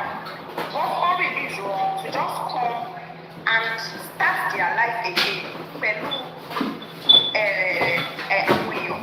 And ìbínú ṣì wà nínú wọn. That is one of the reasons why they talk, especially Prime Boy, tó ṣe máa ń fìbínú sọ̀rọ̀. Because the country tó ti kúrò, the country tó wà nínú ẹ̀ tó wù lọ́wọ́ sí, ó ti fìyà ìmọ̀dí jẹ. And before you know it, 1, 2, 3 persons will come together. Wọ́n máa form gang. So wọ́n ti di gang, wọ́n ti bẹ̀rẹ̀ sí ní terrorize àwọn èèyàn nìyẹn. Because their country failed them or is still failing them. If there is a way you can do it, if not for anything, we don't even want justice for the family. To help with all of them. Pẹ̀lú òṣè tí wọ́n ṣe lọ́tún lósì, we do not care. But because of àwọn èèyàn tó jẹ́ pé wọ́n ti fìyà ìmọ̀dí jẹ to an extent, I think the government should please help us. Tó bá tiẹ̀ jẹ́ àríwá àwọn yẹn là ń pa, because all these people are damaged. Like the people that witnessed the sin, irú àdúrà, irú Wùmí, irú Spender, àbí gbogbo àwọn tó wà bẹ́ẹ̀ bá ti kìíní yẹn ṣẹlẹ̀, they are damaged. They may just be living. I keep saying this thing because brain wọn, it is already processed. Bí ọlọ́pọ̀lọ́ ṣe dá wa nìyẹn. You can't take any drug to forget something. O lè sọ pé kò dédé ní amnesia. It's not o lè mú àìsàn sí àìsàn kan pé okay, this is àìsàn tí mo fẹ́ kó ṣe mí. Except bóyá bí àwọn bíi o mọ̀ pé yàn ní HIV ó lọ ní o mọ̀ pé yàn mú ọ̀fẹ́ lẹ́gbẹ̀ẹ́ ó lọ fún mọ́ o. But o lè sọ pé kí brain yẹn kí wọ́n bẹ change brain yẹn kó má rí nǹkan tó ti rí mọ́. So you just please NGO. Ẹ jẹ́ káwọn ìjọba yìí máa mọ̀ pé this is one of the reasons why our system is failing by the day. That there is no amount of a good life táwọn fẹ́ provide fún wa, but tó ti kó system àwọn èèyàn ti bàjẹ́, àwọn èèyàn ti condition or wọ́n ti position mind wọn sí àwọn nǹkan kan tó dẹ̀ jẹ́ pé ó ń fa ìfàsẹ́yìn fún orílẹ̀-èdè wa. We want a better country. That is the reason for all of it. It's not even because of Mohbad now again. Torí ó tẹ̀ tí wá kọjá pé Mohbad là ń jà fún sìn. You see the way everybody tó ṣe ń ṣe lọ́tọ̀ lọ́sẹ̀. But because of our talk and the system itself, because if stuff like this continues, terrorism will continue. Tí ìdájọ́ òdodo ò bá fìdí múlẹ̀, àwọn tí kò tẹ̀ lọ́rùn, àwọn náà máa dìde, náà máa sọ pé kì í ṣe báyìí ṣe yẹ kó rí. Ike kan gbẹ̀bí fálárì kan gbàrí pẹ́lẹ́bì, and then the country will keep up, in the mess. Ẹ jọ̀ọ́, NGOs, you are next to government. I keep saying it too. I don't know if I'm right, but I know that you are that. But kò ṣe pé èèyàn kan ni ó máa ń jẹ́ NGO. Ẹ jẹ́ kí wọ́n máa understand pé àwọn kan inú wọn ò dùn. Bínú wọn ò dẹ̀ ṣe dùn, ó ń affect society, ó dẹ̀ máa keep affecting it. So that's what I want to say. And for Bible, I think there's no understand what you said. Let's just time. I know God himself was real.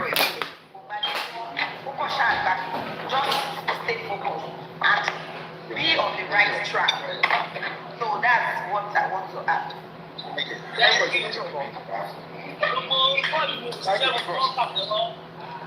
Thank you.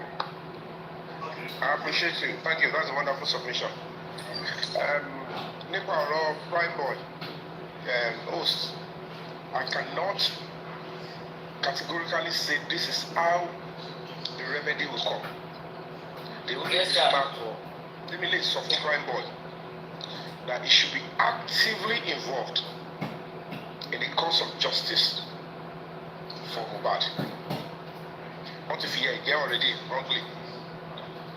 If he is not doing that, the public who understand that they are still neck deep into seeking justice for Mohbad, or marry clearly the wrong they have done to him.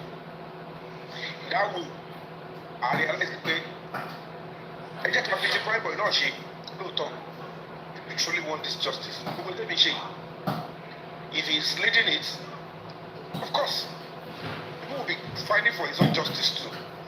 and they will find a way to really try to lift him up. Maybe he does not know pé bóyá ọ̀nà ìyà tó jẹ́ yẹn ọ̀nà tó lọ́wọ́ fi dá pé ok àti ẹ̀wá rí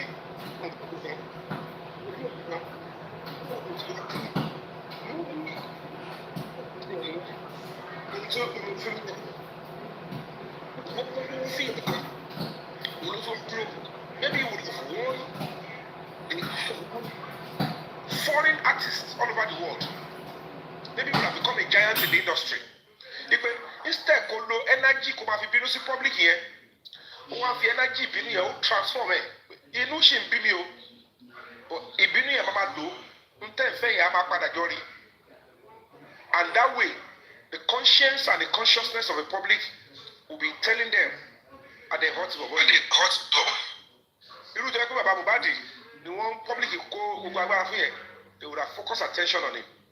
So ebi ògbọ́nà tí public lè fi ṣe àtúnṣe yẹn fully because kò ṣe pé wá sí ẹ̀jẹ̀ kakọ̀ dáwọ́ fún prime boy tóun fúnra ẹ̀ kò fi rẹ̀ sí position of leadership tó bá wọ̀ pé wọ́n gbọ́dọ̀ fi tiẹ̀ ṣe you must be physically available ntọ́ torí ẹ̀nà Yorùbá kọ́ máa sọ pé ẹni tọ́ torí ẹ̀nà mi ni wọ́n padà fẹ́ ẹni tọ́ torí ẹ̀fìyà ẹ̀ jẹ́ justice tẹ́ torí ẹ̀fìyà ẹ̀ jẹ́ náà ló máa takú pé ọ̀rẹ́ mi máa rí justice ẹ̀ because ọmú ẹ̀ wọ̀n mú ẹ̀ tó o bá dá sí báwọn ẹ̀ ṣe dá sí ìtìjú tiẹ̀ náà ni ọwọ́ tí wàá fìyà jẹ́ kò gbọ́dọ̀ stop ẹ̀ láti máa dá sí pé kí Mohbad rí justice because he is still in the mortuary and ó ní láti fọ́ fún anybody èèyàn tó máa fọ́ fún lọ́wọ́ yìí òun ni Ọlọ́run ọba àtọ̀rẹ́ ẹ̀ tó wà ní kíni ẹ̀ pé òun ní owó wa tó wà ní kó tọ́ báyìí ó dẹ̀ rí ẹ̀ wò rí by doing that èmi bí lè pé tó bá ṣe yẹn the public will find a way to remedy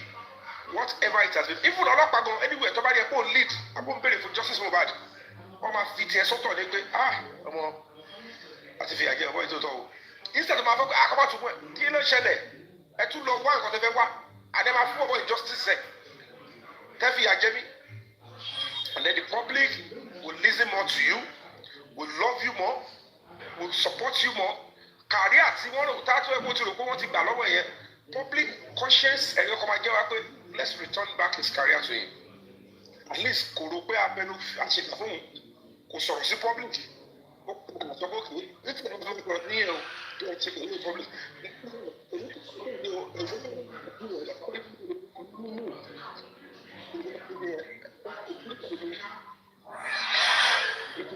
It will be difficult to focus on you alone. Ká gbàgbé justice on Mohbad. We can only do the two together, and to do the two together, we need you to be physically active, not attacking the public. To not attack public for it. This is what we are here. Change here. Stop here. Go for justice. Justice for all will also be established, and then you have your career, you have your life. The public is going to ask you right here. Your mental health will be restored to patient.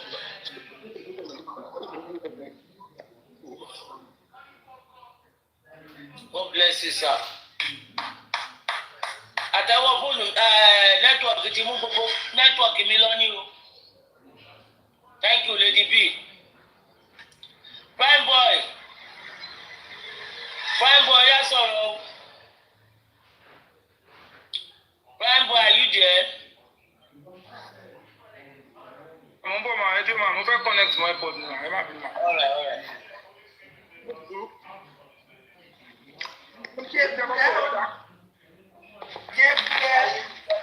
Má lọ airport prime boy kò ní jẹ́ kó gbọ́ ẹ̀ dáadáa wọ́n lè mọ̀ máa fẹ́ sọ.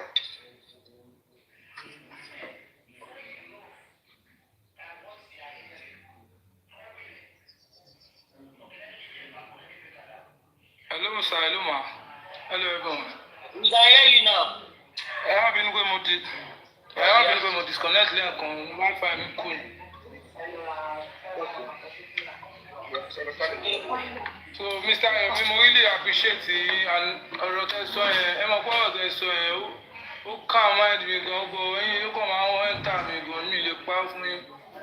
Ọlọ́run tẹ́ bá lọ ní church rẹ̀ àwọn ọmọjọ yín tó bá ní ṣeré ń bẹ̀ lásán díẹ̀ ló máa kú. Fine boy, èmi kan tó sọ̀rọ̀ ẹ̀ fún ẹ̀ ọkàn mi tún rọ̀ gbọ́rọ̀ sí ọlọ́run gbàgbọ́ tó ti sọ̀rọ̀ yẹn wọ́n gbé ọmí ọlọ́run. mọ́mí ẹ mọ̀ pé mọ́mí nǹkan ẹ̀yọ̀kan tó ń dùn èmi ni wípé kò nídìí kò ń ṣe dandan tí Mr. Yomi ò bá wá sọ òun sí i ó ń ṣe dandan kí Mr. Yomi sọ káwa èèyàn di sí kò ń ṣe dandan kéèyàn wá fẹ́ nu àìsàn kéèyàn tó mọ the right thing bí mo ṣe wà ń sìn àwọn èèyàn kan wò pé bí àmì fẹ́ jà fún justice ni gbogbo adela mọ̀ pé igi kan ò lè dágbó ṣe normal and people are not looking at my side and anytime I try to come out tí mo wá try best ní pé okay bye o àwọn ti lọ fún àwọn kan ṣẹ́gbẹ́ kan tó máa sáré wá that guy is good tó máa sáré wá distract mi so gbà mí jáde máa ṣe ń jáde pẹ̀lú anger every time eléyìí ò tẹ́ ń ṣọ́ anger I came online to have fun mo kàn ya life mọ́ mi mo kàn nílẹ̀ tẹ̀ wá sókè lẹ́nu torí mo ti máa ń wá ti pẹ́ fún ara pé mo ń sá ní gbogbo ìgbà so ìkọ́ ẹ̀kan tí mo nídìí ni pé igi kan lè dágbó ṣe it's not our justice ọmọ ọlọ́mọ ló wà mọ́ṣúárì yẹn thinking about that alone gan-an.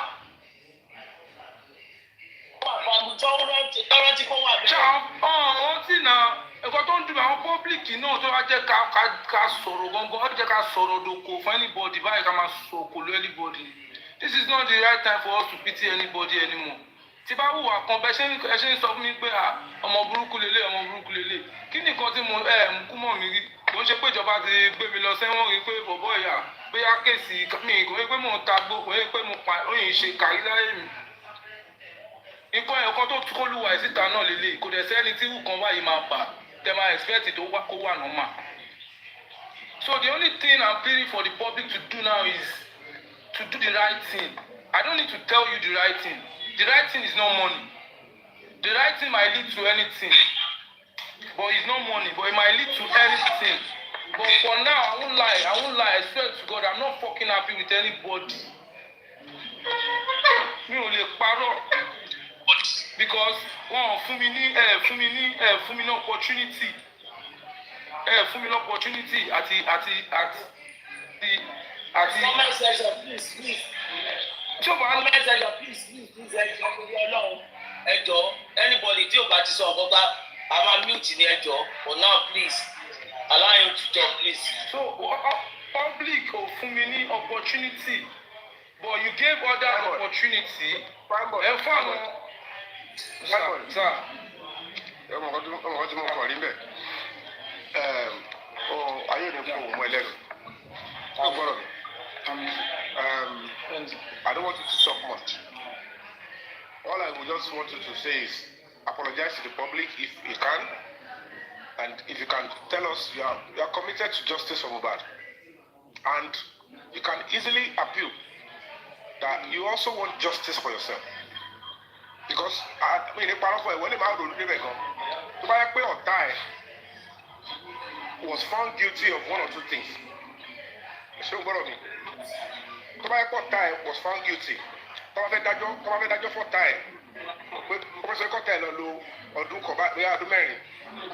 Iye mọ́tì tó ti lò ní Kirimọ́njí àwọn kìnìyàn ọmọ àkámọ́ ọmọ àyọ́nú ẹ̀. So if you don't know tó lọ sí kóòtù yẹn ọtí fìyà jẹ ọ̀tá ẹ̀ bọ̀ nìyẹn o. So if it is now like it's now. Mr. Adeni ẹjẹ ìsọ̀kan sorry sir ẹjẹ ìsọ̀kan tí mo rí fún yín tó máa ń jẹ́ kára kan mí dè ní ṣé ìsọ̀kan kan tí mo rí ṣé mo pé ọjọ́ tí wọ́n post mi wọ́n tẹ̀dí yẹn ṣé mo kọ́ fẹ́ pa mí sínú sẹ́yìn nǹkan náà tó pa Mohbad ti para ẹ̀.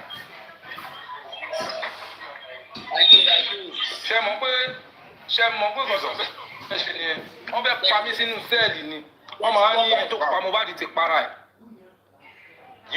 You are definitely making a very big mistake. On the covers.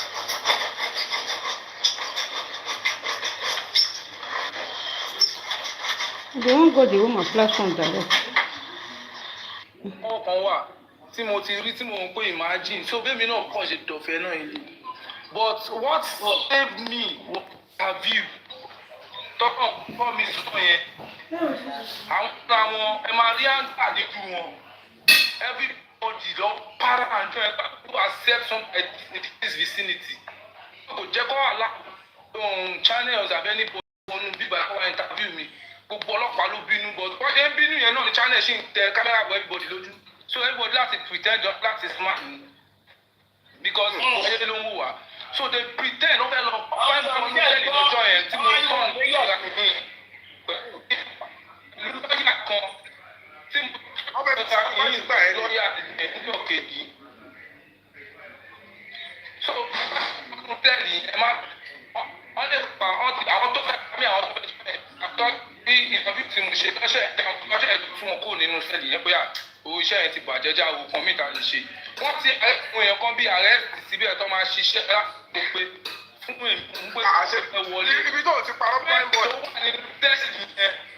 spending tó wà nínú sẹ́ẹ̀lì yẹn dè níyì mi ò rí spending mọ́ ta gbogbo lọ the spending ló sọ pé òun fi picture mi lẹ̀ wọ́n pé wọ́n picture mi òun pé fún 100 so I don't trust any fucking body at this moment mo wà àti ilẹ̀ mi trust anybody because wọ́n fẹ́ pa mí dànù ni mo mọ nǹkan tí mò ń sọ nǹkan tí mò ń sọ yóò yé ìyá mi kò yé bàbá mi ọlọ́run nìkan ló adínúròdé dà ẹ máa wọ ẹ́ bíbu yìí o so ẹ tún pa ọmọ ọmọ yìí ẹ tún fẹ́ pa àwọn ilé fẹ́ pa èmi ní òpin ẹ̀kan tó máa ń gbomi jẹ́ lójú mi nìyẹn o kan ẹ̀kan tí ò yẹ anybody dè ní ìníyẹn wọ́n máa lọ mú òkú wọ́n máa kọ̀ so mí mọ́nú sẹ́wọ̀n máa ní mo hàn gara mi mọ́nú bẹ̀ kámẹ́rà máa gbé ibọ̀ kí lẹ tún fẹ́ bílù bẹ́yà kí lẹ fẹ́ sọ nígbà tó ọlọ́run tún wá kó mi yọ́nsìn tí gbogbo yín ti rí òótọ́ yẹn kò ń ṣe mi I don't need to tell the public what to do I might be rude ẹ má bínú mo ti ready ṣe apology video Mr. Yobe jẹ́ kẹ́rẹ́ apology video tí mo ṣe mo ti apologize 1000 times.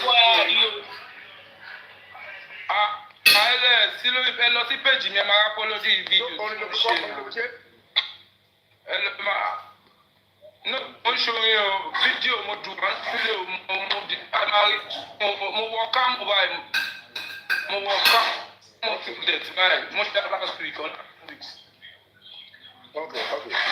Sorry. So àwọn èèyàn kọ̀ pé mo rú dé elémi ìrú dé bàjẹ́ so ẹ̀ mo rú please I'm so sorry mo ti apologize 1000 and inú mi máa dùn tí apology video yẹn bá lè lọ viral if people can help me repost share it so máa lọ viral because ó dàbí mo lọ sí sáwọn èèyàn tí wo ló tó because ó yẹ kó ti ju view tí mò ń rí yẹn lọ ó yẹ kó ti ju àwọn kan tó jẹ́ kí n ti máa rí lọ́dọ̀ àwọn èèyàn kan pé wọ́n ti apologize but àwọn èèyàn tí rí. ó yẹ kó mọ so mo kàn ní wọ́n ní mi ò fẹ́ justice. ìyá mo ò fi kan sọ wípé mi ò wá justice mi ò fi gbà kan sọ pé kọ́ máa wá justice mi ò fi gbà kan sọ wípé I'm tired of looking for justice. 1 minute prime boy tó bá lè repost kìíní yẹn so táwọn ìyàwó yẹn á tún rí wọn lè bẹ repost ẹ again so kí wọn náà repost ẹ àwọn èèyàn náà lè wọn lè bẹ repost ẹ. lóde ṣe níwọ̀n sí kó kàn sọ̀rọ̀ ó yẹ. ó yẹ ṣe níwọ̀n kí ó kè ṣe níwọ̀n kí sí rẹ́kọ̀dì ẹ̀.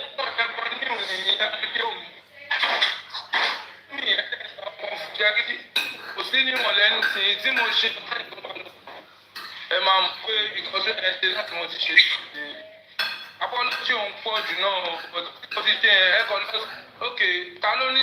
ààrí mi wọ́n fún ẹ náà ló sọ fáwọn èèyàn tí ó lé àǹtí ẹ̀ ló ń tí ẹ̀ fi hàn yín FYP 4,000 plus ẹ̀ fi hàn yín.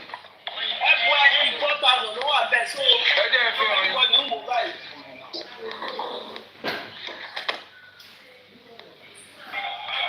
mo ń bọ̀ máa rìn sìn.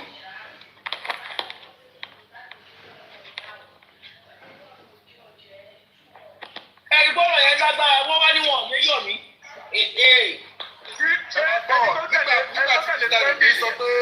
nígbà táwọn travel even ẹ̀kún alájà ó fẹnu ara ẹ̀ sọ wípé kájíyọ̀mí lọ sí pàǹtí tó ti ní kó wá yẹn ni kò ní jáde mọ́ nǹkan alágbọ̀n tó ti ní kó wá yẹn pé kò ní jáde mọ́ kò ní ríta ohun tó plan síbẹ̀ nìyẹn pé kí Wùmí lọ sàbújá tí Wùmí bá ti dàbújá tí ojú ọ̀bí bá ti lọ síbẹ̀ yẹn jọ Friday tó ti múlẹ̀ Wùmí á kọ́ padà pé Wùmí tó sọ pé kó wá òun ló ti lọ Àbújá ó ti padà kò sí ọkàn wọn á ṣe ọ̀tá tiẹ̀ léṣe síbẹ̀ yẹn and many of those evil plans tí wọ́n ti ṣe so táwọn ẹni yìí bá wá ń la àwọn nǹkan yìí já tó bá wá ń fìbínú sọ̀rọ̀ èyí kan máa wò pé ó ní sọ̀rọ̀ jù báwo ló ṣe yẹ kó sọ̀rọ̀ báyìí mọ tó àwọn fún yìí tó go through within themselves. tí pẹ́ẹ́bọ̀ Yorùbá sọ yìí síta ń ṣe yìí ta ló mọ̀ nobody knows. ibẹ̀ lọ̀rọ̀ yẹn ìbádẹ́ parí síbẹ̀ tó tọ́ pé ọ̀tá ẹ̀ tí ó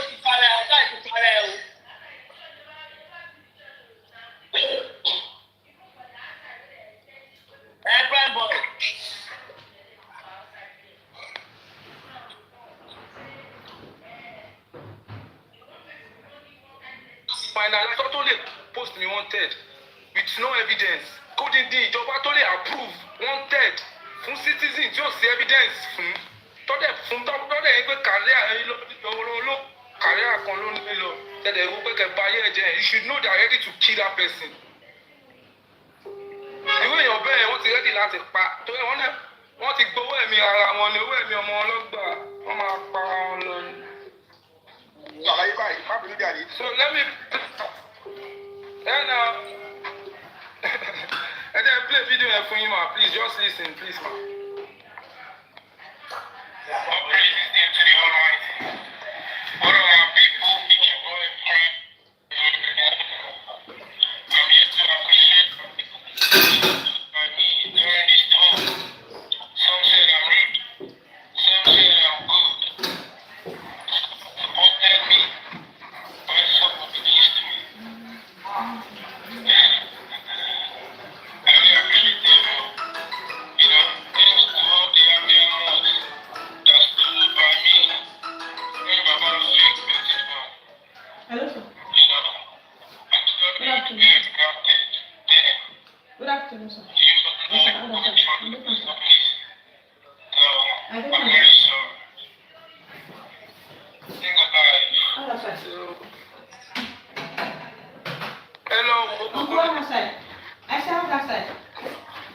Clear. How's the weather? Prime boy, clear. Go repost it. To buy repost it, people will pick it. Repost it. You can be rest assured if you go back and post it. Back and repost. Seconds.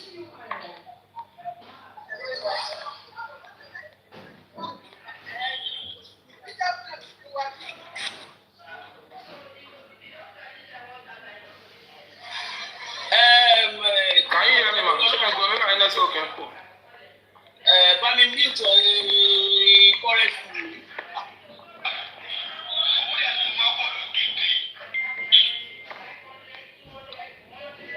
Ẹ ní sùúrù, ẹja ní sùúrù fún náà, kí ló dé?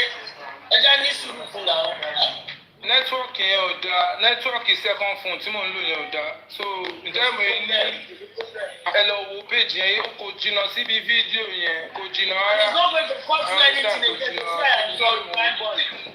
Prime boy, it's not going to cost you anything. I can do it, but just one more. Mommy, I know. I can say I'm sorry 1,000 times.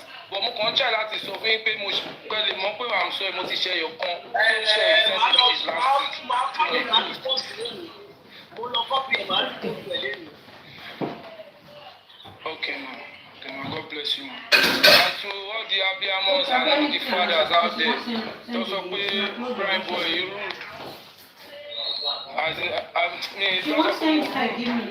bóyá ìwà mi ni bóyá bí mo ṣe máa ń sọ̀rọ̀ ni bóyá sometimes mo máa ṣe wá sí life pẹ̀lú look ni o. I'm so sorry. Ẹ má bínú ẹ ní bínú ẹ because gbogbo yín lẹ́nu mi normal. Gbogbo yín lẹ́ ń wo mi lẹ́nu bí n wo bó ṣe ń tọ́ láì fún mi báyìí, ó ń wo orú mi lọ́nkàn báyìí.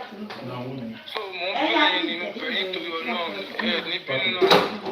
Tẹ́ gbogbo yín bá dẹ̀ tẹ́ bá notice nsìn. It's not that I still want justice for Mohbad. And I always want justice for him forever. And that's the only thing that can put smile in my face. That's the only thing. So I just want you people to support me. And that's the only thing. Just your support alone. Ẹ̀yin lẹ mọ̀ kọ́ tẹ́ fẹ́ fi support. Ẹ̀yin lẹ mọ̀ kọ́ tọ́mọ yìí need. Because ẹ̀yin kọ́ ló fẹ́ lọ máa lò fún justice àwọn alágbára ló ń bá kú. So èmi ò dẹ̀ lè wá sí life because you know people tó bá sọ ọkọ ẹ̀ kan sìn wọ́n máa pín sọ́nà mẹ́ta fún ẹ. So as an Abiamo àtàwọn fathers ẹ mọ̀ jù mí lọ. Instead of me coming to talk bóyá ti bá ń sọ̀rọ̀ ẹ máa ń fa ẹ máa ń bẹ àmọ́ olú bí wàá torí pé bèbí máa ń gbé nǹkan kalẹ̀. So I want people like Uncle Yomi, people like come together even after this life. Come on, after this life, then everything just die down again like that. Because you know, I'm being I'm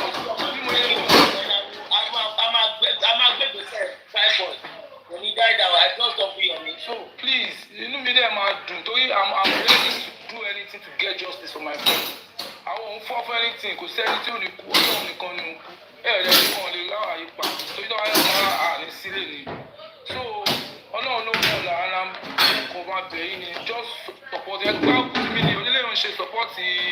support kìíní kan. Bó jẹ́ lómi, bó jẹ́ kó lọ sínú àwẹ̀ because after getting this justice, joy tó máa wà ní worldwide. Ọlọ́run kò ń ṣe kékeré, it's not for me alone. People are saying after justice, prime boy, your life will be better. Yes, my life will surely be better. Kò ń ṣe life tèmi nìkan o, your life too will be better. Ẹ máa ní peace of mind, rest of mind. Gbogbo ìgbà tí gbogbo yín wá síbí báyìí, ẹlòmíì kan tó yẹ kó ṣe ó fi sílẹ̀. Ẹlòmíì kò jẹun dédé, ẹlòmíì kí ló dé, ẹlòmíì bí tó ti ń jẹun wọn bá kọ̀ gbọ́n pé àwọn kan ti ṣí kíní kan oúnjẹ wọn máa pàtì kó tó ṣe tán ti sùn. So we just need to get this justice. I need to get justice so people will be alive back. Please, I need my own life back. Mo lè pa ó fún yín o. If you go in front, remember, I will queue behind you conveniently. God bless you, Uncle. I trust you. I love my community queue behind you. See, when you start like, let me say my song. Gbogbo àwọn tó ń dá ìwé ó ń ṣe àwọn adélẹ́wà ní kiri kan yẹn. Ọjọ́ alẹ́kùn ìwọ lọ́fẹ́ tiẹ̀ wọ́n tó kù. Ó lè fọ́ fún ọmọ. Ọ̀rẹ́ kọ́pútà ọ̀sẹ̀ rí yóò kọ́ lọ́wọ́ báàgì. You know what it will translate to you? Ọmọ ìtọ́ pé the only thing you know gbèsè tó lè gbé nìyẹn. Gbogbo ohun tó ń béèrè fún your justice for yourself for àárín tó ń gbé. Mr. Yomi, kí lẹ fẹ́ kí n ṣe báyìí? Kí lẹ yín kò lẹ́yìn? Ẹ mọ̀ from one thing I will let you know here, please. Owó ló ti bẹ̀rẹ̀ sísọ yẹn. Yeah. I want justice for my friend. To buy ship platform, I want justice for my friend. Talk. Let the government know. You can write. Call sorry letter. Say letter. Try boy. People for what do this.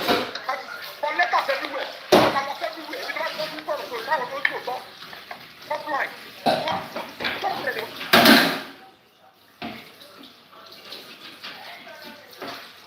You say, hello guys, can you hear me? Hello guys, can you hear me? You say, okay. I want to believe you guys can hear me. So you say, I just want to right? All the things that are still going on here. One, Yomi doesn't know much about him, but how this do for him. So I will not even like look at the things he's trying to do. But he himself can see that Frambo is not doing good justice. Inside of Frambo, one, I can understand that he's singing. I'm not going to laugh in another. Okay. Or even though we're using this song, like, to me, she understand. For that movie, it must not be money. She understand. She understand. But again, there's something we are doing. As we speak, as long as all of us are saying that the investigation is not being done, why are we separating it? Why are we saying that some people don't have a hand in Mobile State? Don't do that. When you do that, I will ask you, where is your evidence that others have a hand? Just because people are where somebody died does not mean they necessarily have a hand. All you should call for is an investigation that will give us the actual thing that happened. Aside from doing the actual thing, Frambo, there's a question that you say, Frambo, with me, all these things you are doing, the emotion, it doesn't work with someone like me. I hope you know so, right? If you are saying people are accusing you, do you know that you also sing for me, Frambo? You know you did that, right? So people who also suspect you in one way or the other, they drag you too. Do you understand what I'm saying? You know, let us stop playing these games of, hey, I'm innocent, people are dragging me for no reason, this and that. Let's stop. As we speak today, the fact that we are not clear about what killed Mohbad is disturbing. When Prime Boy spoke to the police in the beginning, he's the one that made everybody to think that he's hiding something. Because we said, Prime Boy, what happened in the car when you were in the car? Prime Boy couldn't speak. Okay? He couldn't speak. So, what is that that they are covering up? They are all covering up something. I still believe that Mohbad's death is not in the hand of the nurse. Something led to what killed Mohbad. And there is no way, okay, that particular argument that led to what killed Mohbad. It started when they leave the house, when they were going to the show. People in the show who are in the car, they know what happened. So we need those. You see, as Prime Board is here, what I expected Prime Board to be doing, okay, is whenever you come on a platform of justice for Mohbad, Prime Board, stop talking about yourself. People want to know what you know that happened to Mohbad, and don't speak it. Don't say it as if you're fighting public. It's your idea, trying to do like as if you're fighting public. People hate you. People don't hate you. If I should coach you, this is what I would tell you, Prime Boy. When you come, be with the people. Be with the people. Then, genuinely from your heart, feel for the people. The people who are trying to get justice from bad, feel for them. When you feel for them, then now you will want to work with them. Whatever they say, whatever question they ask, be at peace with them. Since you say you are innocent. I have never seen somebody who is innocent, who is always so defensive, who is hiding information. As you speak right now, as we speak there, if I should send a request, go to that platform and start to ask questions, they will not want. And ask about what happened to Prime Boy when he was in the show. They will not want. So I expect you to be discussing what happened in the show, Prime Boy, at least the one that you witnessed. Okay? No matter what, be talking about what happened. Forget about yourself. Say, and that day, 7 o'clock, Mohbad called me on Saturday, and I carried my bag. In fact, passport was in my bag. I have seen many people asking the passport that is in my bag. People, please, it is my usual way. Explain yourself. Don't fight us. You can't win against the public. People out of too much caring for Mohbad will suspect everybody, including Baba Mohbad. Prime Boy, Baba was not in the show. Baba was not in the house when Mohbad died. Baba was not even with Mohbad in the last 24 hours. He was suspected about Mohbad having a hand in Mohbad's death. Who are you? I won't go buy orange. Maybe I'll have something. I won't make my voice there, okay? I won't use my voice to that one, but I'll just, I put myself together. Let's be enjoying them. If you get my position in all of this. Nobody is innocent until a thorough investigation is done and we know actually what killed Mohbad. Then we can begin to apologize. We can begin to say, okay, it was wrong for us to have accused this person. But that we don't have the best explanation as we speak. We don't know who and who conspired together. We don't know what led to his death. We only have half information. You are telling me to be apologizing. We should not be making. It doesn't work like that, sorry. I know what I want. We want to know what exactly happened that later caused Mohbad's death. I asked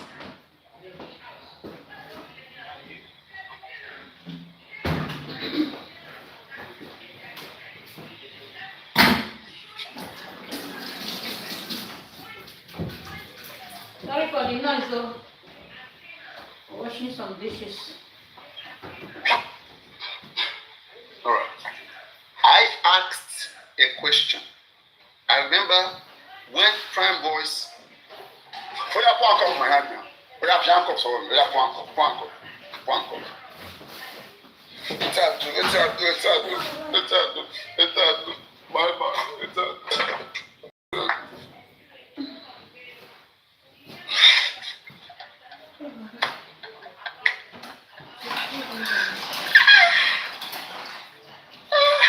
Okay, you can stand ahead now. Kids. I want kids everywhere. Kids everywhere. Kids. December has come again. Pẹ̀lẹ́ lọmọlúwàbí.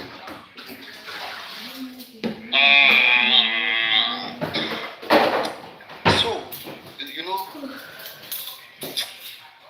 then go see wahala. Because na money na dey cause wahala. If you no wan see wahala, where the money dey make you go dey find am. Every day man dey hustle. No go fit to put ọmọ ọlọ́pẹ́ jayé lọ rẹ̀ may dem bring a 10 bottle of azu. The way you dey. My voice don dey crack again. When you talk too much, your voice gets strained. But Like as I was saying, I said I asked a question to the director of Prime Boy. Atibayen, all of you were here 2 years ago. If you were on my platform, when they get that place with Prime Boy, that same night, what they get put us on this platform, it made me to disbelieve Prime Boy. And that's why ever since the Prime Boy run from me, he ran from me because he knows what I have said. He knows questions I'm asking. I'm gonna ask him real questions. See, just watch right now. Look at the game they are playing. They go to platform where they are worshipped. Where they are worshipped. Not where the truth is being sorted. With me, I will ask you questions. I will make you answer questions that will free you. But when you are with people who will not ask you questions that will free you, they just want to worship you, make you feel good. For me, it's not like that. We are investigating. We are finding fact. For example, when I imagine if I go to Prime Boy myself, Timbanikin doesn't people like Prime Boy myself.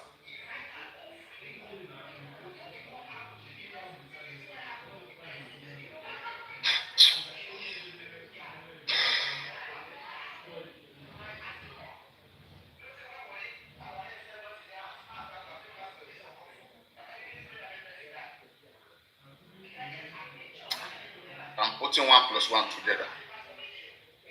I don't want to spoil their show. At least Prime Boy is there, people will come, views will come, the platform will be interactive, everything will be fine. She understands.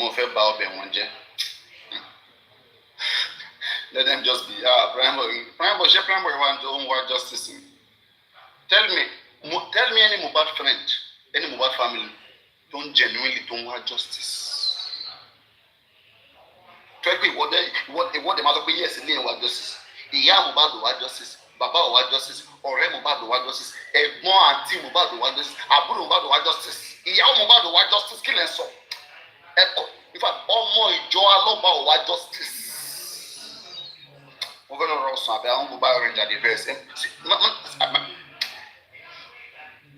I will make sure. Prime Boy.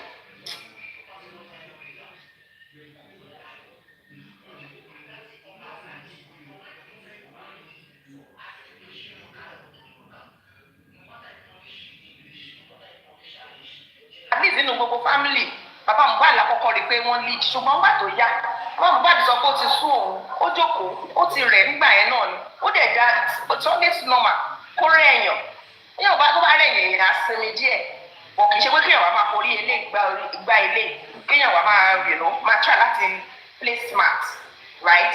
So if you are ready we will follow you kò tí ẹ̀ ṣọ̀rọ̀ anger ní point that day yìí because ó ti sú gbogbo wa dẹ̀ fẹ́ ìjà kò ń ṣe gbogbo wa ṣáà àwọn kan wà tí wọn ò fẹ́ o àwọn kan sì lù láì pé bọ́n ṣe ń rí lọ́tún lósì tíjà ṣẹlẹ̀ àwọn yẹn ẹ̀kọ́ táwọn yẹn fi ń ṣàyọ̀yọ̀ nìyẹn wà wò sọ nípa àwọn yẹn o but the true justice seeker.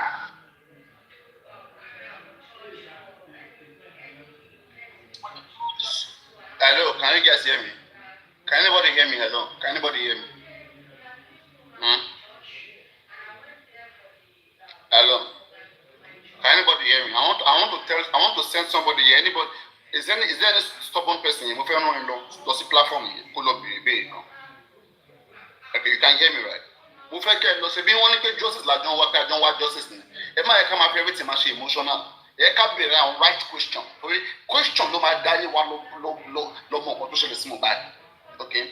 Now, can anybody go to that platform and ask these questions? One, Prime Boy. Ṣé lóòótọ́ pé torí èèyàn kan sọ̀rọ̀ kan lórí Paparino platform nígbà yẹn and it's part of one thing that is making Paparino not to trust you. When something happens everywhere, people want to know the actual thing that happened. And we have to say it exactly the way it happened. Once you change any little thing, people will start suspecting you. Because there must be a reason why you change things to favor you. Now, when you come down from the car, if Adura and Darusha chased you to the point that they wanted to fight with you and you run to Kubana, did they chase you out of the place? Paparino not agree with you. Because your friend, Lency Motion, came to Paparino platform and he said he was in the car that was in the front. And that is what he said he saw with his own eyes. And you and this same person left there that night. So between you and your friend, who is lying? Till today, you never told us that they chased you, you fell down, you wake up, they keep chasing you. It's just something small. Why? Is it because something terrible happened there? Is that the reason why you are refusing to make the story make sense? Because people are putting 1 plus 1 together. That's question number 1. Question number 2. When you were declared wanted and you went to an interview, in the interview, why didn't you say everything you know? If you don't want to speak, don't speak. When you were speaking, people are hearing from you for the first time. Why should you protect any information? Why?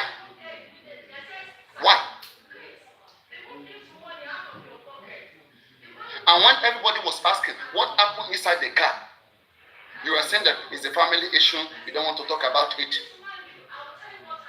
And then people have to be suspecting. And also, according to Spending said that Mohbad also accused you that you are sleeping with Wunmi. She embarrassing me. Mohbad said so. So you can see the reason why people are doubting you. She understand. And again, thirdly, when Mohbad died, okay, about 24 hours or so, Wunmi posted that they have taken him away.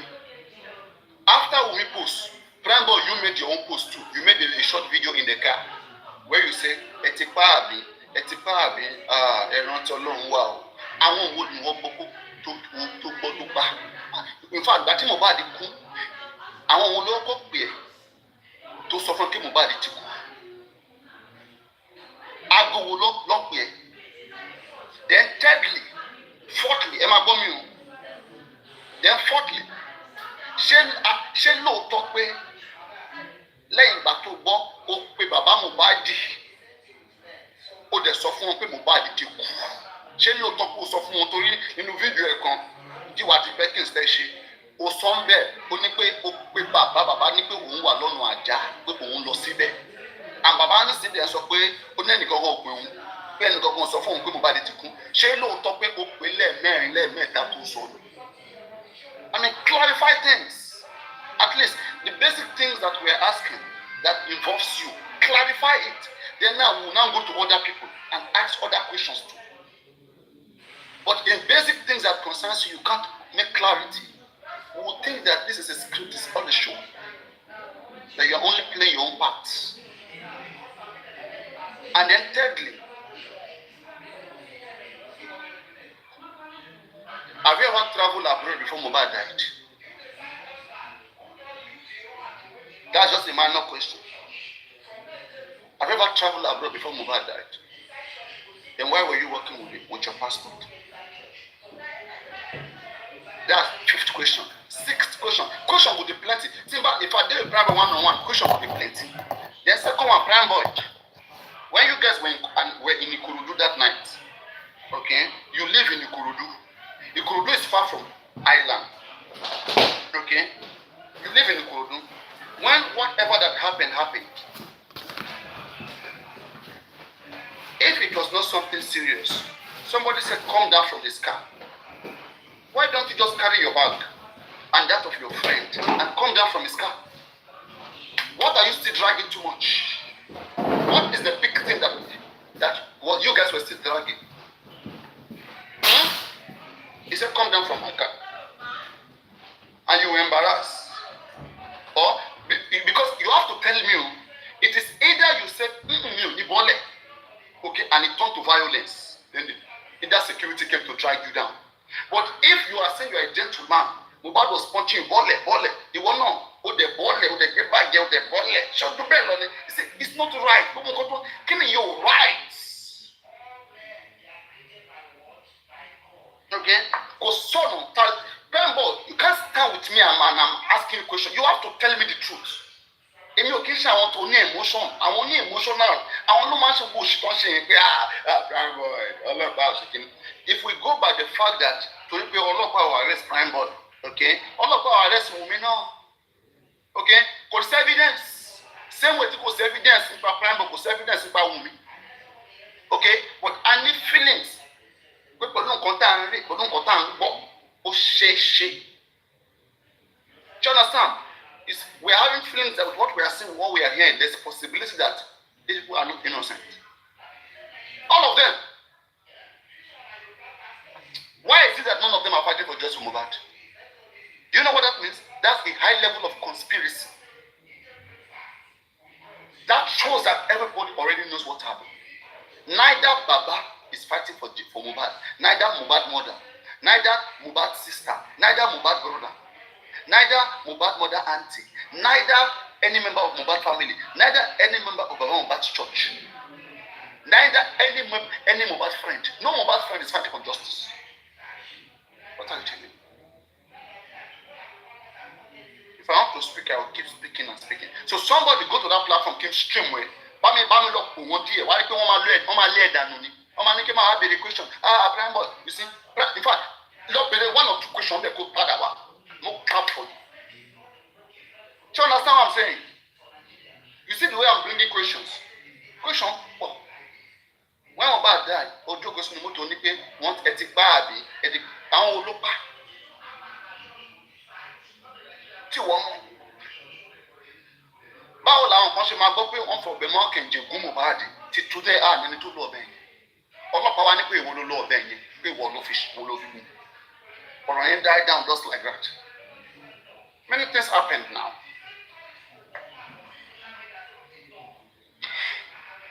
Many things happened.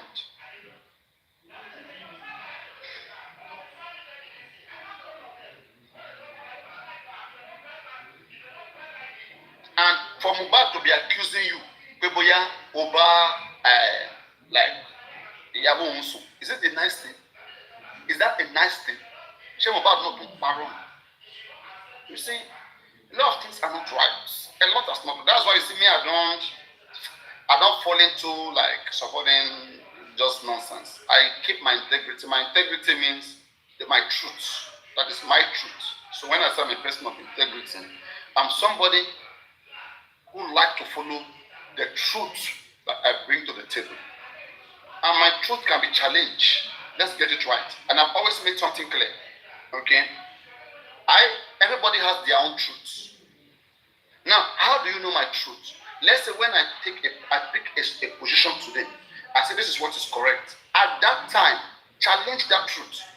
If you bring a more reasonable position, I will change it. I will always follow what is more reasonable. Just in these days right now, we're using iPhone, we're using Samsung, right? Because there's no better product. In the next 50 years, there will be another truth. Another product will be more better than Samsung's, more than this.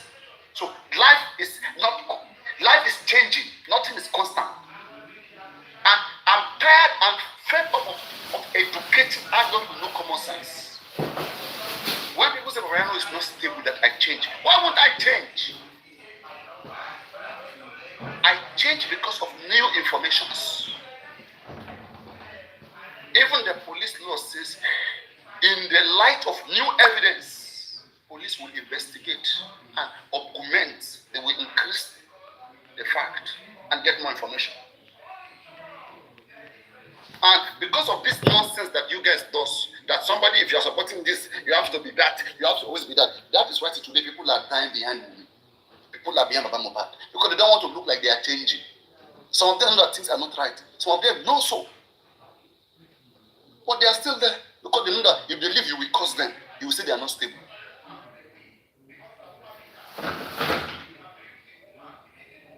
Hold on. Hello, guys. Tabava. Call. Tete or Mama Swap.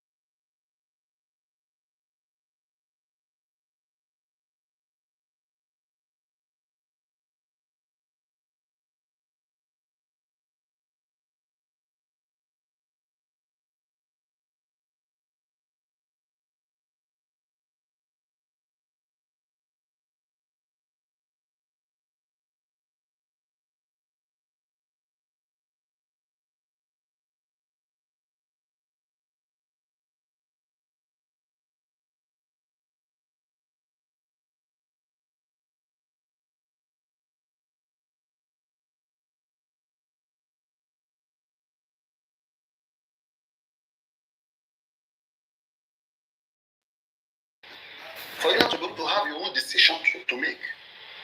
You will say because you're loyal to. You see, that's why I don't like people who are narcissistic, who want they want everything to themselves. I can't deal with that. I will chase you away. It is mad.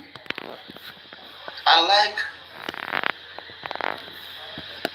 information and I like upgrade. Everything in life get upgraded. Even your computer get upgraded. You get updated daily. Software, everything get updated. You think they are foolish for updating stuff? Are they foolish? Now, look at the different persons I've supported in J4M. The same way when I was supporting them, is that same way they are today? No. So if I supported them then, it's because there was some certain stuff, there were some things that were out there representing, which trigger my support. And when I don't see those things any longer, should I continue to support blindly? I don't do so, sorry.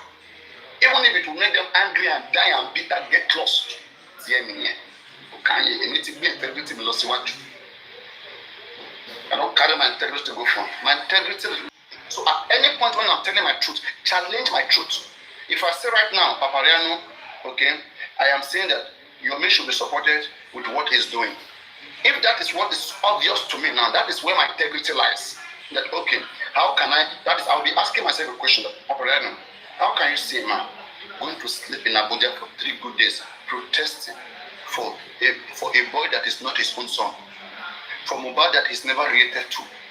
How can I convince myself that such person is not looking for justice, it's only looking for money? Even if he's looking for money, look at that beautiful quality that he just displayed. Someone like me, I will not turn down somebody like that. I will say support him. And if others will be angry, let them go and do it. It's not before our eyes that Yomi went to meet the CP of Lagos State and tried to find out information from them. And they also complied too. And we saw the whole show, even if we didn't get anything out. Those are different attempts. Same way other people have done attempts and they want accolade. Look at someone's attempt too. And you're downplaying someone's attempt, everything, but you want people to see your own attempt as the I don't do like that, sorry. There's time for everything and for everybody. There's time for everything and for everybody. So, has anybody gone there? Can anybody go there and ask a question? So, has anybody gone there? Has anybody gone to that platform to ask a question? To prime board.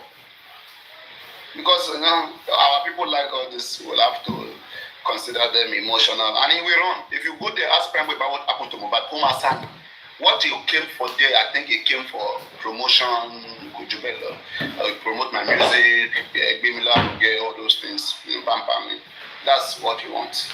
And Mubad is still not buried. We don't even know what came Mubad yet. I mean, think about it, think of it. So is anybody go? And nobody will go. So ask yourself a question. Why are people scared to question prime board? Because the way he answer attacking you so that you will not ask again. Sure, understand? You want to show that, oh, they imprison me for what I don't know. You don't know nothing, but when you want to ask a question, why are you worried? Why are you scared? Why are you worried? Why? Why are you worried? Let us just enjoy it as a show. Let me go get my orange. I need to get the juice.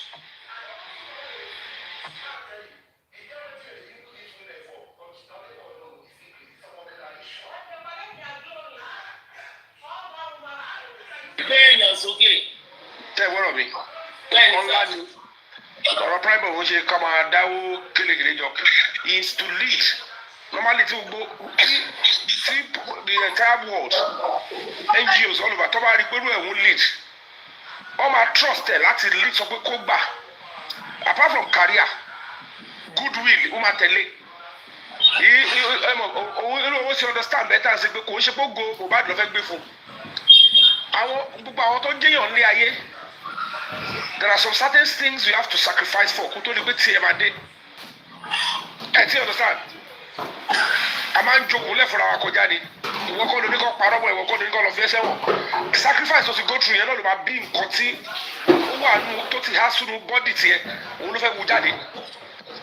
Nígbà tó ti wá ṣẹlẹ̀ bẹ́ẹ̀ ni you take advantage of that and say well mi ò béèrè pé kí arrest mi mi ò mọ̀ kí wọ́n pa ọ̀rẹ́ mi ẹ tí wàá pa nìyẹn n tẹ fẹ́ pa ní pé ẹ fẹ́ pè mí náà mọ́ ẹ fẹ́ pògo tèmi náà mọ́ ọlọ́run dẹ̀ gbà fún yín nìyẹn. When you look at, we have to be understanding that kaba woru ìfẹ́ àti rate tá ìfẹ́ tẹ̀ lọ́rọ̀ Mohbad yẹn, we can be so sure that nobody is fighting for justice ní gbogbo ọ̀rẹ́ Mohbad báyìí. So if you are still missing o fáwọn ẹ̀ láyé láti wà pé àbí prime boy náà ṣe kiri kan, but when you lead gbogbo nǹkan tó deserve tabakọ̀ nìkan sọ ti wá ń sìn akọ̀mọ̀rún kan kékeré kan ni, ṣùgbọ́n ohun tí ẹlẹ́dàá ẹ̀ tó deserve gbọ̀ngàn pẹ̀lú ìyà tó jẹ ọlọ́run ló mọ̀ bọ̀tọ̀ òun náà ní láti gbé ìgbésẹ̀ tó right bí kíbọ̀ ṣe advice ẹ̀ stand on the side of truth of justice ohun tó ti jẹ àlẹ́ lórí ẹ̀ which is justice, you become a hero, you become ẹni tó máa fi máa tọrọ rẹ pé orú ọ̀rẹ́ tí mo fẹ́ lélẹ̀ irú yẹn gan tó bá ti rí bẹ́ẹ̀ gbogbo nǹkan tó kù máa tẹ̀lé náà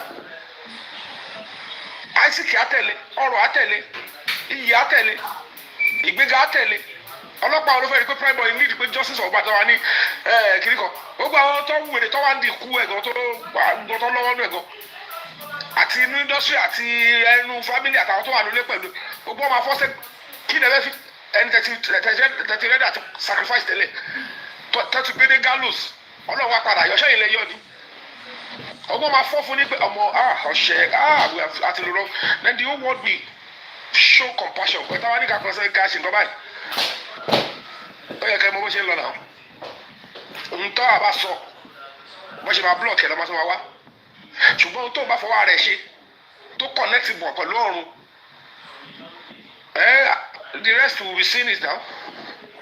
Our headline: Mohbad's friends seek justice for Mohbad. Who is that Mohbad's friend? Prime boy. Èwo ló ti headline gbogbo àwọn ọ̀rẹ́ Mohbad kó jà fún justice ẹ̀ láti ọjọ́. At the end of the day, àwọn ọ̀rẹ́ gan ló tún kó nà. Mo ń sọ fún gbogbo yín bíi pé part of the quality which is oyinwa lẹ̀ lọ́wọ́ àwa. Soft target márùn ọ̀tọ̀ọ̀tọ̀. Orí ẹlẹ́ẹ̀karùn-ún la wá pé why are you spending only the loss ó ń dá wa padà bí kọ́ lọ mú soft target ní bóyá bí kọ́ lọ mú ní abúlé ẹ̀gbá kó máa lead wa padà kó máa dá wa padà sí inú estate kan ní Lẹ́kì kọ́ mú soft target níbì kan eléyìí náà Lẹ́kì kọ́ mú soft target nítòsí Lẹ́kì á tún dá wa padà sódù same point ibẹ̀ dẹ́ ní ọmọ ilẹ̀ yìí wà tó lúgọ sí kí ló lọ́ ṣe bẹ́ẹ̀.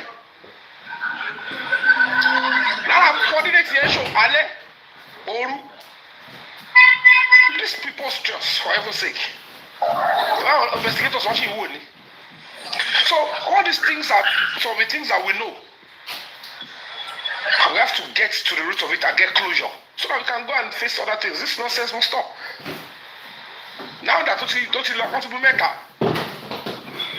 is important can ní cooperation understanding so that the rest of the other suspects will be in custody and they round up the investigation. Ẹ má bọ́dà kọ́ fún anybody in bail. Wọ́n bá gba bail kọ́ lọ́ọ́ máa yàgbẹ́ kọ́ lọ́ọ́ máa so is their fundamental right. Nígbà tí petitioner ò ti dàkẹ́ kọ̀bílẹ̀ ò ti dàkẹ́ the case will get ọmọ lójú. Wọ́n ti wọ́ prime boy wọ́ fúnra wọn lọ́wọ́ sí. Wọ́n ti wọ́ èmi wọ́ gẹ́gẹ́ ni mo jókòó wọ́ wọ́ sí. It's because I am doing the right thing tó yẹ kí n ṣe. Òun ni wọ́n ṣe rí mi wú. Wọ́n ò rí mi gbé ṣubú. If you prime boy do the right thing, àwọn ọlọ́wọ́ ẹ̀ wọ so wọ́n ní wá padà sọ pé kí ni tiẹ̀ mẹ́ kí ni ẹ̀yin kọ́lẹ̀ wá pè mí ìtọ́jú ẹ̀yin kọ́lẹ̀ forúkọ mi lẹ̀ ẹ̀yin kọ́lẹ̀ parọ́ fọlọ́pàá ẹ̀yin àtọ́lọ́pàá kọ́lẹ̀ jẹ́ tukọ́tẹ́jọ́ tó. Nígbà tí dáìbà sọ̀rọ̀ kílé tẹ́ fún ìgbà tí dáìbà sọ pé òun àti Mohbad jáde mọ́tò ó fún lọ́rùn pa ṣé kò sínú statement dáìbà ni ṣé kò sínú statement spending pípé wùmí àti Mohbad jáde mọ́tò ọ̀sọ̀mọ̀ sílẹ̀ lẹ̀ ó ṣe wá jẹ́ tí tèmi lẹ́ wá sọ pé ó fọkọ̀ sí kínní. Ṣòṣẹ́ ìjà tí mo bá jà ló jẹ́ kọ́ jáde lágbègbè kọ́ wá fámásìsì kiri tó bá jẹ́ fóònù lòún kọ̀ sí ẹ jáde lágbo mẹ́ta òru ṣé wọ́n ní kọ́ ní gbogbo òní tí wọ́n á pe prime boy lórí fóònù pé ṣé wọ́n kọ́ tó ṣe fún Mohbad ó tún tún bíìlì lọ́rùn sí i. ẹ sọ dé lẹ́fún káyọ̀ rẹ̀ ṣàdùwọ̀ dé lẹ́fún wà fún wa ọmọ náà àwọ̀ jà. Ọkọ̀ tó jàdéjà yẹn ó tún tún bíìlì lóru ọlọ́pàá lè ní gbogbo èèyàn lè ní ká gbójú sọ. We justice, we fight for things like this. Maybe you'll sit down go say I don't do gender battle. I fight justice. And we need to do this because the more we continue to shy away from these things, our tongues in government, if only láti ìdílé wọn tó tọ́ wọn yẹn, òun náà máa fi máa ṣèjọba, ó bí lè pẹ́ táwọn bá ti gbàjọba, ẹ̀rú làwọn tó kù. And then Nigerians will continue to think that they are slaves. That anybody elected into public service is a slave merchant. Báwo ni ṣe fẹ́ káwọn ọmọ yìí wá jẹ́yàn? Báwo ni ìfẹ́ ronú straight? You cannot fight and sacrifice for your country. And fighting and sacrificing for your country means you fight for cases like this. Tí ó jẹ́ pé directly kò tí ẹ jẹ́ pé gbogbo ló ṣẹlẹ̀ sí. Kakọ tó dáwọn èèyàn kọjá àfi tó bá ṣẹlẹ̀ sí wọn nìkan lórílẹ̀‐èdè Nàìjíríà bó ṣe tọ́ wa nìyẹn. À ń tọ́ra wa wrongly.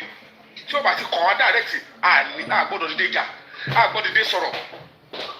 Àwọn òwe burúkú tó máa sọ wá sí oko ẹrú. Patriotic is duty of care. The things that you fail to speak about now that has to do with the development of your country or abuse against another person will come back to haunt you. We have to speak and kill Kalifat Jusai, Kusatoma Jusai. Igbiyanju everybody try. So if he understand, about not all of the lale fun lele, if he tap into it,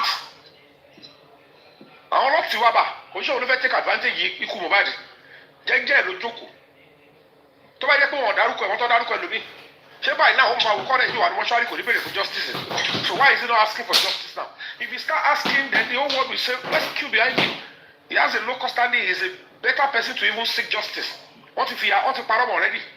Ọlọ́pàá olóògbé sọ pé hello stop asking, ọlọ́pàá ò lè bá sọ ibi tó ní kọ́ ọlọ́pàá tó ń yìn bàbá fọ́ fún ní pé ọmọ ẹ̀ tó para tó tọ̀ kí la fẹ́ ṣe fún tàbí ọ́n ti fi àgẹ́ àwọn ará ló ṣe parọ́ mọ̀ náà ṣé wọn lóòótọ́ kọ́ tó ti sẹ́ẹ̀lì fún ṣùgbọ́n ẹ̀rì so tó bá ń para ẹ̀ lè sọ ẹ̀ lè gbé lọ́ni lọ́wọ́ the world will not be ọba yẹn tó sọ̀rọ̀ yìí ọ̀rẹ́ gidi lélẹ̀ so ó máa easy fún public láti dá ògbó fẹ́ yẹn padà pé a lè rí Mohbad ok a fẹ́ dá ògbó fẹ́ yẹn padà sórí ọ̀rẹ́ kò ṣe pé ògbólógbò ló lò nígbà tó fi ìyá Mohbad gẹ́ ìyá Mohbad ṣé ó jẹ ìyá ó jẹ ṣé Mohbad ó máa jẹyà láìfò jẹyà láìfẹ náà kílẹ̀ tó fi àti ẹ̀ náà jẹ tó bá pẹ́ lára ògùn ẹ̀ náà ní kó fi ó ti jẹyà ẹ̀ náà láì béèrè fún so ọlọ́run wá ní ṣe ọlọ́run ní ṣe tẹ níyà you have your own stardom ìkọ̀kọ̀ ló máa wú jáde you have your own glory ìkọ̀kọ̀ ló máa ṣàtọ́kùn ẹ̀ tó máa ṣì jáde a sacrifice will have to be made and they forced you to make it so èyí tẹ́mi lè sọ yẹn because dábàá ní ká máa sọ kọ́ dáwó sí àwọn ọba ẹ̀ ọtún ti bẹ̀rẹ̀ dáwọ́kú nation ẹni pé dàrúṣà yẹ kó máa kí dàrúṣà yẹ kó máa tẹ dáwọ́kú nation láti gba ẹni sí àgbúrò kó sọ justice for Mohbad. báwo lè oníkọ́kọ́rọ́ owó wà lọ́wọ́ Ògúnyọ̀mí gbogbo owó síbí ìyàwó ẹ̀ ló wà.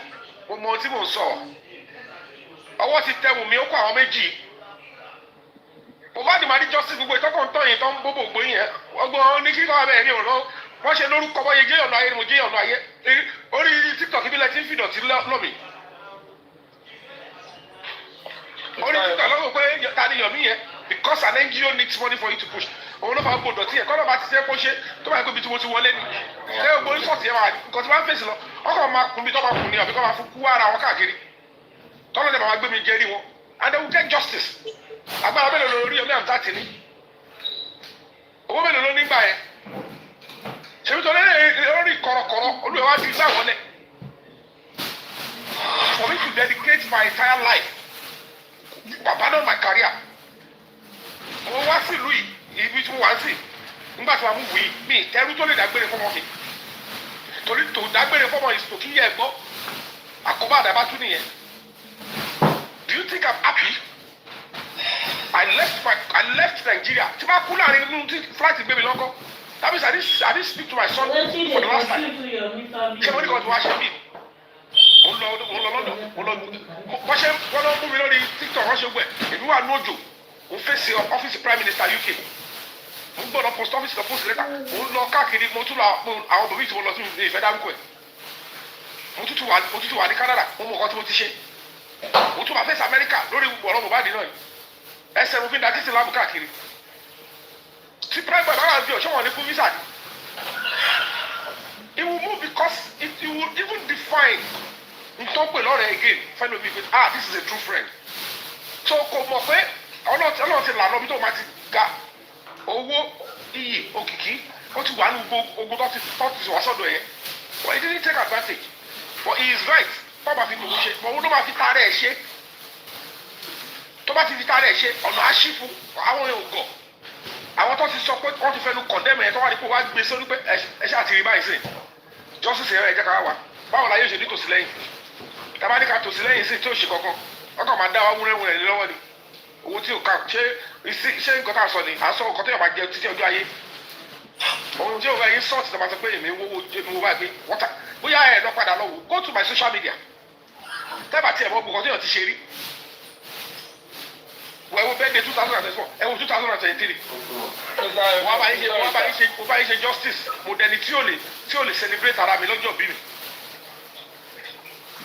kò sákiri pẹ̀lú ọmọ and some people are still condemning and nailing me èèyàn ní láti ṣe pé rẹ̀ so èmi ọmọ tẹ́lẹ̀ ṣe lọ́rọ̀ bẹ̀rẹ̀ ti prime boy bẹ́ẹ̀ if he take the right step èmi o I'm ready to keep behind him if he want us to do side by side ọ̀rẹ́ ẹ̀ ni I cannot ask him to stay back but more eyes will look into his own justice if he now look at the bigger justice which is justice of Mohbad and then our public have the opportunity ẹ̀ wá ṣe àtúnṣe bọ́n ṣe wá ṣe áńgù tó bá gbé gbà àwọn tó lágbára ju gba àwọn tó wà lórí TikTok lọ tó ń gbé nǹkan dá nínú ayé tó ń ní fọ̀ tó ń lè kọ́ lọ́dọ̀ sọ pé you know what I'm setting up a world class studio for this guy n tó ń pè lọ́rẹ̀ lélẹ̀ orí mi wú ó ń ṣe àwọn tá a lórí TikTok dáhùn ṣe kiri àwọn wò báyìí pé no world class studio màá ṣìkọ fún ẹ ní Miami màá ṣìkọ fún ẹ ní Lagos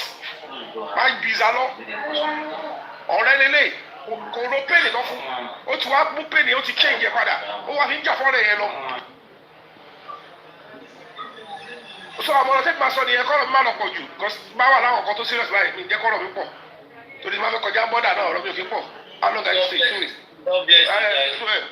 summary ni mo fi máa sọ̀rọ̀ mi jẹ́ kí ọkọ̀ kó bá mi máa ti jẹ́ kí kórè mi lè débi tó ń lọ bá ti fẹ́ sojú lórí TikTok ní má kàn án. So thank you so much. I really need comment. Thank you so much, sir. Thank you, sir. Daddy Monaco, Maggie Sebe. Daddy Monaco.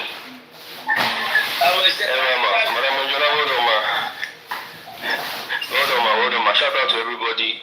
Kudos to everyone standing for justice for Mohbad. Kudos to the panelists, the listeners, the commenters, everyone being from the FYP. God bless everybody. I just want to quickly talk about something that has been happening in the past 2 days now. Concerning Baba Mohbad blocking me.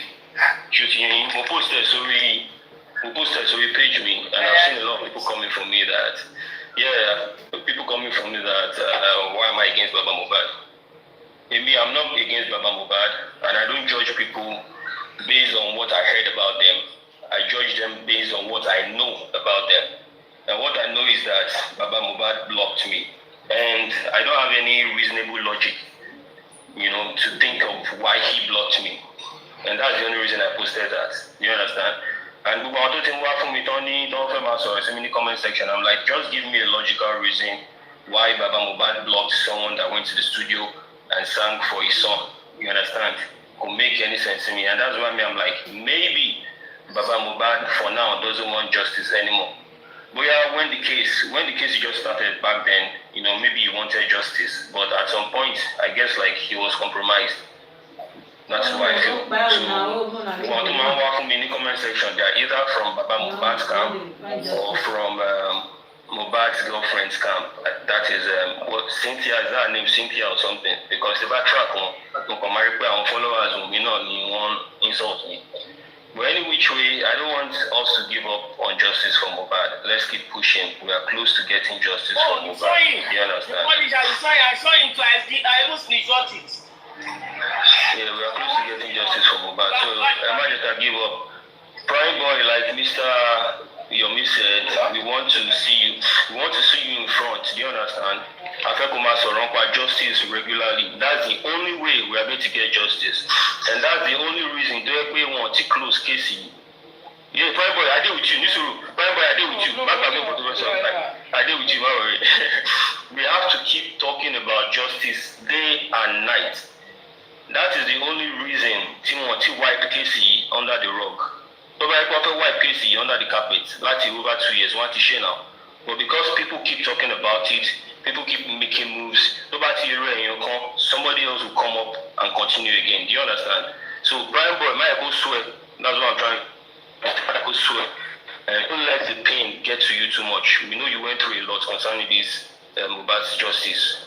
I know what it feels. I know what it feels like for people to come to you and say, "Ele, oh rude." Look at me, for example. Me will share anybody, but come to my comment section sometimes. You always see people that will say, see, you walk on justice for Mohbad for nothing. You understand? Someone was telling me, yeah.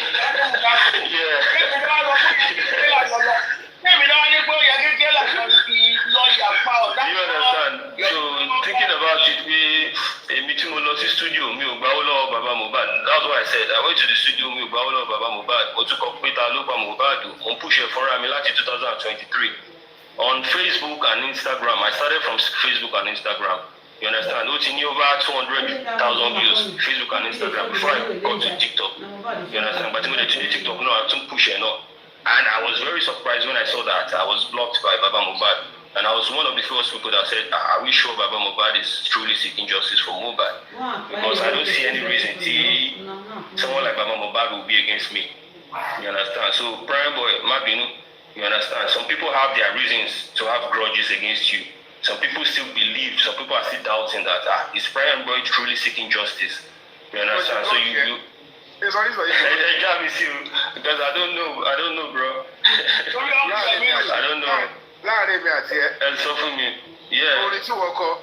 Baba Mohbad àtòrí ẹ̀dúrà káláwọ̀ yọ̀ fún èjù. Oh no, ó yẹ kí Baba Mohbad kó máa, ó yẹ kí Baba Mohbad náà máa rí ṣe náà. Bàbá ti rí ẹbí kọmpitítọ̀ nìyẹn, ẹjọ́ ń kọrin tó orin tiẹ̀ lọ ń gbọ́. So rivalry lọ sí bàbá ṣe block ẹ̀ kò ṣe pé ètò possible. So because àwọn kan sọ pé bàbá kan ló block me, bàbá kan ló block me, and I'm like, tí kò bá ṣe bàbá ló block me, it's been over a year tí mo ti complain. You understand? And it's still like that. So I just feel like Baba was very, very serious concerning justice. From ẹni tó ń lọ káàkiri from one place and why justice for more.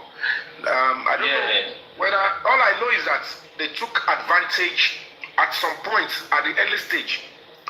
They took advantage of the fact that the parents of that boy, they are impoverished, they are not connected, and they took advantage of the fact that there is a particular role that Rusha, Adura, and Spending played. So they and quite sadly, the justice system, I don't know how much, I don't know what it really went down. I don't want to, speak in a way that I want the real truth to come out by itself. I get what I'm saying.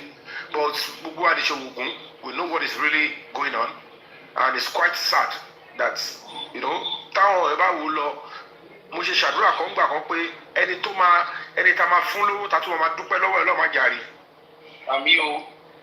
Torí pé tí o lè bá wọnú ilé ẹ tó bá yọ̀bọ̀n sí ẹ tó bá ní lọ gbé wọnú ilé ẹ wá tó bá gbé wọn pa tó bá gbé fún wa dúpẹ́ lọ́wọ́ ẹ̀ gan ni òun ló yẹ kó sọ pé fún un lówó yẹ kó sọ pé táyì ìwọ ló máa tó máa dúpẹ́ ẹ̀ṣẹ̀ tó bá sọ fún ọ̀tá bá sọ fún yàn pé ọmọ ẹ táwọn bá ṣe sọ́jú yẹn àwọn nídìí 5 million naira tó bá sáré lọ kó 4 million wá tó bá kó fún wọn ló tún máa dúpẹ́ pé ẹ̀ṣẹ̀ tó bá sọ pé èlò lẹ kó wá 4 million ok ó yẹ kó wá ẹ̀ṣẹ̀ torí wà ní o fẹ́ kọ́tọ̀ ọmọ ẹ kú àbò fẹ́ kí ìyàwó ẹ kú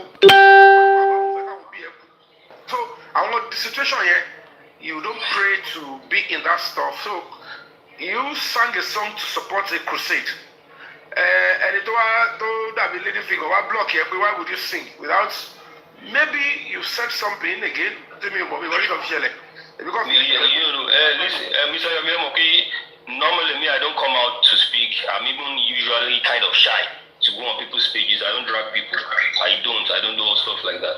So we are very surprised. If you know me very well, I want to buy more. So I don't do stuff like that. There was no single reason why I should have done that, but yeah. I'm only picking, I can't go rational. Why would he do that? It's quite funny though. I'm sorry. Mama, would you make it? We are doing it all for God. What's your mind? Definitely. I'll keep doing what I can do. You understand? The song is everywhere already. I can't go online to delete it. It's on all the distribution platforms, so I can't delete it. That's the only thing I can do to support justice for Mohbad and to support the music industry, to support the entertainment industry. That is what I can do. Because a lot of talents are out there, but because, this so-called godfatherism and the so-called industry gods, you understand, they're threatening a lot of people. And sometimes you just have to step back. The rules you are dropping for me to get fame is too hard for me. So let me try and get my fame and fortune by myself. That's just the way it is. Because a lot of artists out there, the reason they are not speaking for justice for Mohbad is because their record labels and their industry gods have told them not to speak for justice for Mohbad. They don't have freedom, but they have fame. Guys, it's the way you're going to go back to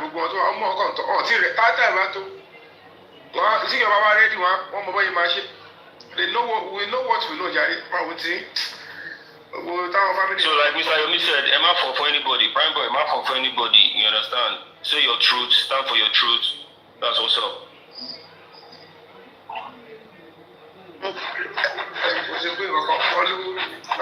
Please, house, Mr. Yomi, ẹ má bínú pé mo kọ́ mi, mo ṣẹ̀ṣẹ̀ wọlé ni, ẹ má bínú torí mo rí pé. Àṣàbíọ́lá ẹni ti débi ẹ̀yẹ ní sẹ́ẹ̀kì. Yeah, so Jọlálúwa, Ọlọ́run á máa fún yín ṣe, ojú òní tì yín, gbogbo àwọn tí gbogbo àwọn tó bá kóra wọ́n pọ̀ nítorí títí yín wá ṣubú nítorí títí yín. So àdúrà máa olótìtọ́ nìkan làdúrà máa ń ṣiṣẹ́ fún, ogun ló máa ń ṣèyàn jà, èpò ṣèyàn jà.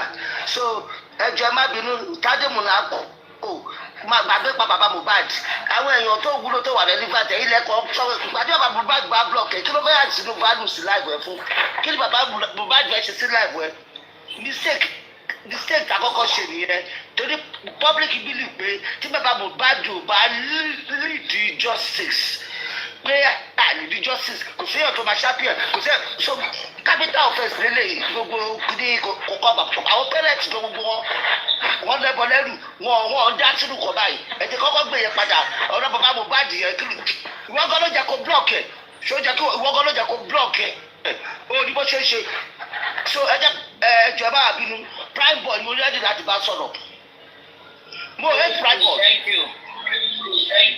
Prime boy mo ready láti bá sọ̀rọ̀ mo hate ẹ̀ mo ti sọ àti prime boy o àti Naira Marley o gbogbo wọn I'm sorry to say it gbogbo wọn wọn ọmọ left and right wọn ọmọ ọkọ tó ń ṣe.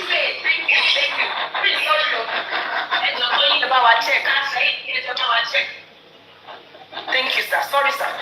Thank you. Báwa mú òṣèlú bíbélì wa. Ṣé wọ́n fi ẹ̀jẹ̀ ní sùúrù? Ṣé Mr. Sheikh ti rí oyè tó máa fi ra fóònù? Ṣé ìkẹ́bà wo ni tó wà bẹ́ẹ̀? Ẹ̀jẹ̀ bá wa wò. Okay, ẹ̀yin náà bá lọ jẹ́ fásitì, bá jẹ́ fásitì. Thank you. So ẹjọ́ má bínú èmi ò praise ní Sayọ̀mí o ṣùgbọ́n mo fẹ́ sọ ọ̀tọ̀ kan fún ilé mi justice tẹ̀ wáyé nítorí ní Sayọ̀mí Ọlọ́run push ẹ̀ síta ni if not so kò sí kan tó jẹ́ justice mọ́ because this kind case kò ṣe social media àmọ́ tí ń jà á it's a physical thing and ó máa ní ìkọ̀kọ̀ tó máa mú ẹ involve láti sọ pé ó lè jà. The first case tó jẹ́ kó jàjà yìí tó kọ́kọ́ wà nínú kéèsì yìí ní prime boy ìgbà tó parọ́ mọ́ prime boy ṣọlọ́tì ìgbà tí màmá Mohbad kan sọ pé prime boy ní bàbá Mohbad ní pé kó lọ gun pa kó sá lọ bàbá Mohbad o Wùnmí o Dàrúṣà everybody wọn gbogbo àwọn tó wà nínú ilé yẹn ló jẹ́ kí prime boy kó fara ẹ̀ kọ́kọ́ bù so prime boy dẹ̀ gbàgbé kankan kéèsì yìí lọ́nà fẹ́ fi gbógun ẹ̀ ga ṣùgbọ́n tó a bá bá sọ̀rọ̀ náà a máa ní my lawyer is doing something ma lawyer will advise the right way now tí lawyer bá advise the right way tí Mohbad bá di justice tó túbọ̀ ti dẹ̀ pé innocent ni ẹ o wá jà bí Mr. Yomi ṣe ń jà ló jẹ́ kó wọ́n jà ibẹ̀ ni gbogbo ayé tí wọ́n wá tẹ̀lé wọn kò ẹ bá mi kọ̀ọ̀kan tí mo kọ sílẹ̀ wá rò kó nàbọ̀ lẹ́rù ìwọ fúnra rẹ kò ṣe pé mo bẹ̀ jẹ́ gbogbo nǹkan tí Mr. Yomi ṣe ó rí pé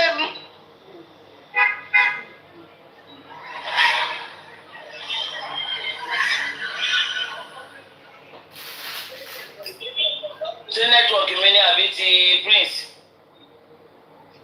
Láàbí ti Prince ni. Ok, network Prince ni. Truth only ó ní tí prime boy bá díje in another dimension tí òun dúró sí anybody.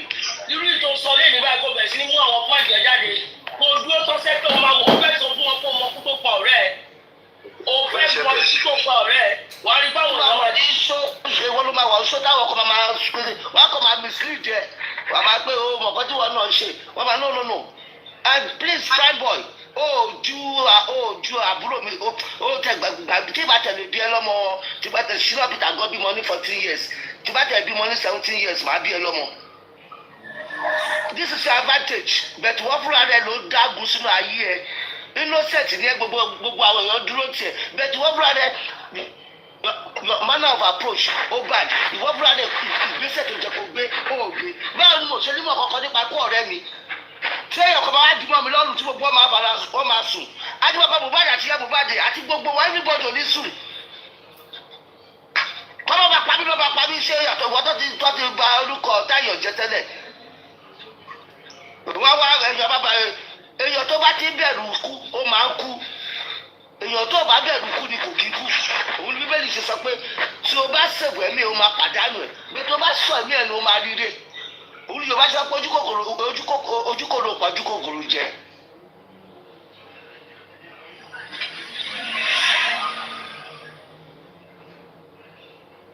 Dynasty. Information sọ̀rọ̀ ní online máa ìtumọ̀ máa educate more of Mohbad editing máa ìtumọ̀ máa educate àwọn èèyàn bó ṣe gbọ́dọ̀ máa dùn kan gbogbo nǹkan tó sọ pé tí o bá fẹ́ tọ́kùnrin ìtọ́jú kí ló ṣe àwọn èèyàn gan tó ti jẹ́ pé olóòótọ́ ṣàmọ́ crucify gbogbo àwọn tó sọ pé àwọn wá justice wọ́n jẹ́ wá justice agent ní gbogbo wọn fáìbọ̀ tó bá mọ̀ pé oníkan ṣe o fẹ́ jẹ́ ọ̀lẹ́ ayé ẹ̀ tí mo bá ní justice tó bá play role bẹ́ẹ̀ wàhálà kò sí kan tó lè ṣe kó gbé ọ̀gá ìdílé ọ̀fọ̀ ẹ̀ ojú wọn máa ń gbogbo nẹ́bọ̀ lẹ́rù. ẹjọ́ tí ọmọ ìyá méjì bá wọnú ilé tó bá kúrò máa sàrà wọn ọ̀bára wọn sọ tọrọ òótọ́ ọ̀rọ̀ là ń sọ. tó bá òkè ṣé Mr. Yomi lọ́pàá lọ́mọ pípa Mohbad àbí òun lọ́jọ́jà ẹ ní bí Mr. Yomi ṣe ṣe a ti sọ ọkọ tó jẹ ká sọ fún so bó ṣe wáyé kó dúró tọ́ ni kò ṣe pé justice kan tí kò sọnù tó wá kiri justice kan tó nìyí tó wá kiri ṣó mo tí mo kọ́ tó ṣe fún ẹni. bàbá Mohbad kan tó bá rí ò gbọ́dọ̀ kí ìyá Mohbad tó bá rí ò gbọ́dọ̀ kí gbogbo wọn ò gbọ́dọ̀ kí àwọn èèyàn tó fẹ́ nu generation ẹ tó fẹ́ jẹ́ kó jẹ́yọ̀ tó fẹ́ jẹ́ kó ṣe kankan láyé ṣé àwọn èèyàn jẹ́ ìdọ̀. na bàbá Mohbad na implicate. gbogbo àwọn tí wọ́n bá rí pé true justice ló ṣe àwọn èèyàn gbogbo ló máa ń fún support wà lọ bá lọ́yà gidi wọ́n bẹ good case bíbí ok Mr. Yomi wà nínú case yìí torí information tó send sí òun mọ̀ kó pa Mohbad wọ́n ti my brother use red to red wọ́n ti wà nínú case already you are not active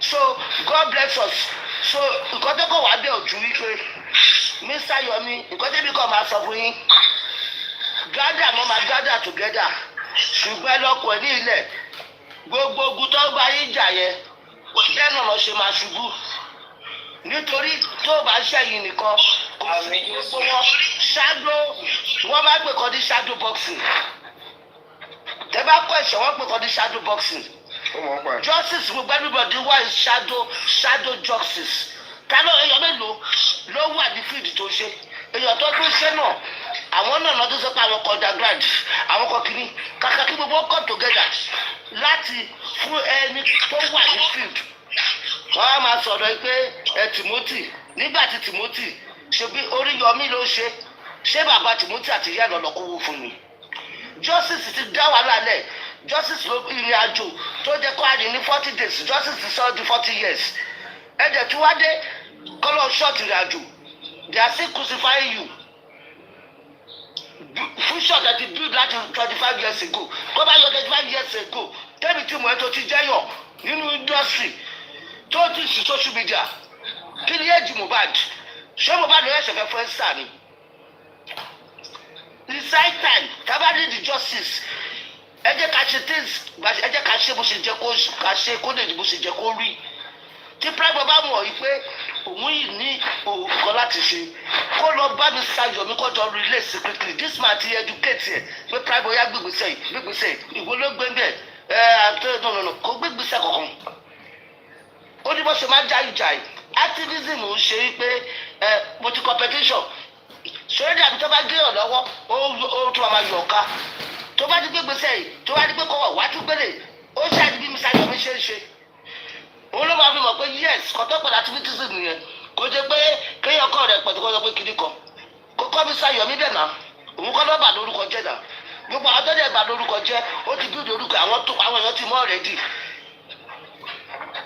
àwọn olórúkọ tó wà nínú industry tó máa fẹ́ dá sọ́dọ̀ Mohbad Oríyọmí ń já àwọn èèyàn wọ́n máa crucify Mr. Yomi wọ́n á máa sọ very dark man tó lè ṣe kọ́kọ́ lọ́rọ̀ justice wọ́n á máa sọ dírò tó bá ti wá sọ very dark man òun náà máa praise I don't know very dark man ọ̀rọ̀ Mohbad mo fi mọ̀ mo ní pé point tó sọ mo ní ká this guy yes ẹjẹ́ ti rí direct àwọn èèyàn sí the right place ìlú ẹ̀fọ́ ṣẹ̀ṣẹ̀ notice ẹ̀ ó zì kò tó bẹ́ẹ̀ tó bá ń lọ ẹrú kéésì Mohbad wà láì bí pé ó gbé tírélà Dangote pẹ̀lú sìmẹ́ǹtì tó kù. ìgbàdéwálé kéésì Mohbad ló jẹ́ ká mọ Mohbad ló jẹ́ ká mọ.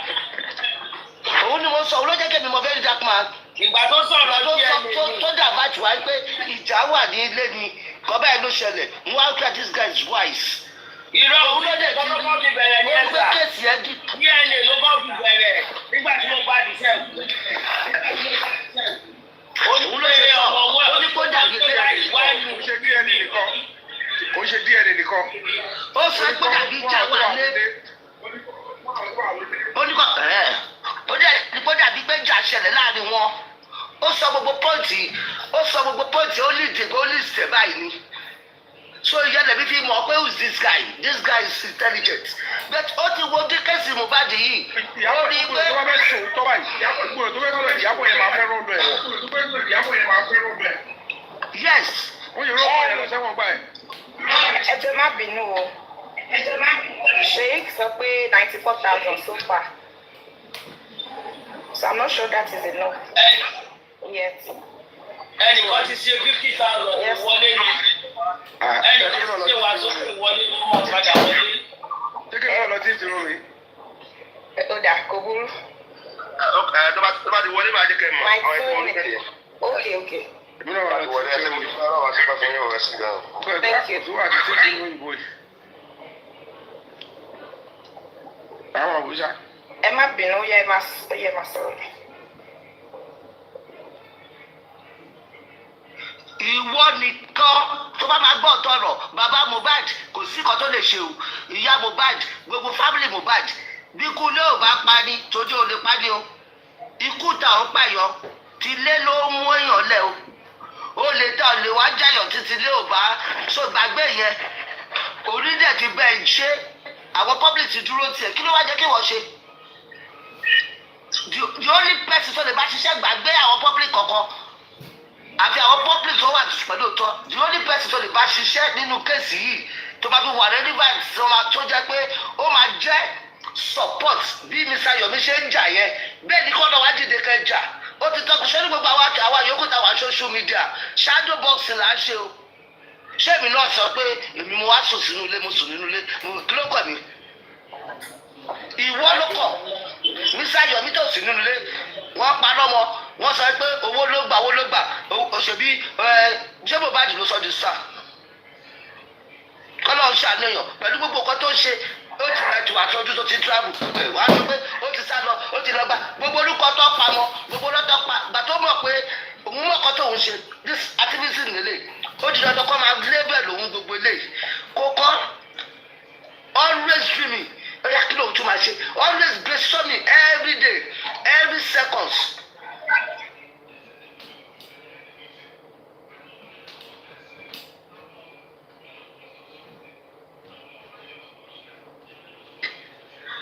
àmọ́ ìyàwó tó wà tó jẹ́ sànà wọn ṣe máa ṣe bẹ́ẹ̀ èèyàn tó lóun bá pè ọ̀pọ̀lá pè díẹ̀ láti fún ni o ọlọ́run ló pè wọ́n ló yan wọ́n nítorí ẹ̀ wọ́n máa borí gbogbo àwọn tó bá dìde sí wọn lórí òtítọ́ ni so ìwọ nìkan náà ló tún ní grace Mr. Yomi ní láti dúró tọ́ tó bá gbèsè lọ dúró tọ́ wà ní gbogbo public ṣe oṣù máa tẹ̀lé ẹ lọ jẹ́jì lọ́ọ̀yà tí lọ́ọ̀yà ọba mọ ọkọ tó jẹ kó ṣe tó bá mọ left and right bàbá Mohbad ìyá Mohbad gbogbo àwọn tó parọ́ mọ́ gbogbo àwọn tó wà nínú ilé so everybody public and support yẹ. big boss wọ́n ti lè bọ́ ọ̀sẹ̀ ẹni o.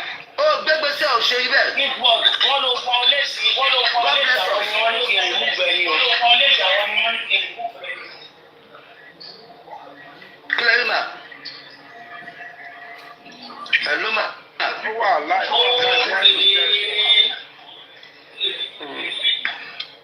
gbogbo àwọn tó bá ti rí kó súnmọ́ Mr. Yomi báyìí wọ́n máa sọ wọ́n dọ̀tá ni gbogbo àwọn tó bá kò sí ẹ̀kọ́ Mr. Yomi kò gbogbo àwọn tó bá support Mr. Yomi wọ́n support ẹ̀ torí wọ́n di pé àkọ́kọ́ tí màá yé ṣe táwọn ò bá lówó láti support máa yìí àwọn máa lo voice wọn fún because this is only voice of the voiceless very dark man ó lówó náà láti ṣe kéèsì kó máa bọ̀ kó wá ṣe tó bá tó bẹ́ẹ̀ wà náà orí ẹ̀ máa pa. na very dark man pa Mohbad wetin dey worry this one. orí màálù kọjá kan tó gbé sá fún ọ̀yà o. olórí burúkú sípẹ̀sì lóye.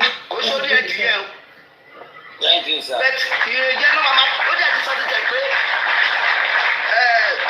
Naira Marley wọ́n máa tọ̀nà àwọn ó ní Naira Marley lòun fẹ́ exonerate kó lọ jí Michael Jackson kó wá jó fún Naira Marley ó ti lọ nìyẹn o tẹ́bá gbọ́ pé ìsọkó ti lọ because even in boxing tó bá mẹ́yọ̀ jà boxing tó bá lọ ṣẹ́jú tí yẹ kó lọ bọ́ọ̀ tó lọ ṣẹ́jú báyìí ṣẹ́yìn máa kùn ẹ́ so máa lájú lè gbọ́dọ̀ máa ṣẹ́jú Naira Marley ti ṣẹ́jú wọ́n ti wọlé sí lára kò lè yé mọ́ grace kan tó ní ní pé òun ló jẹ kó lẹ́yìn kókó ọ̀dẹ́ bíi 100 million bóyá ẹ máa ṣe kéèsì lọ sẹ́ẹ̀ òun ló lè fi ní grace.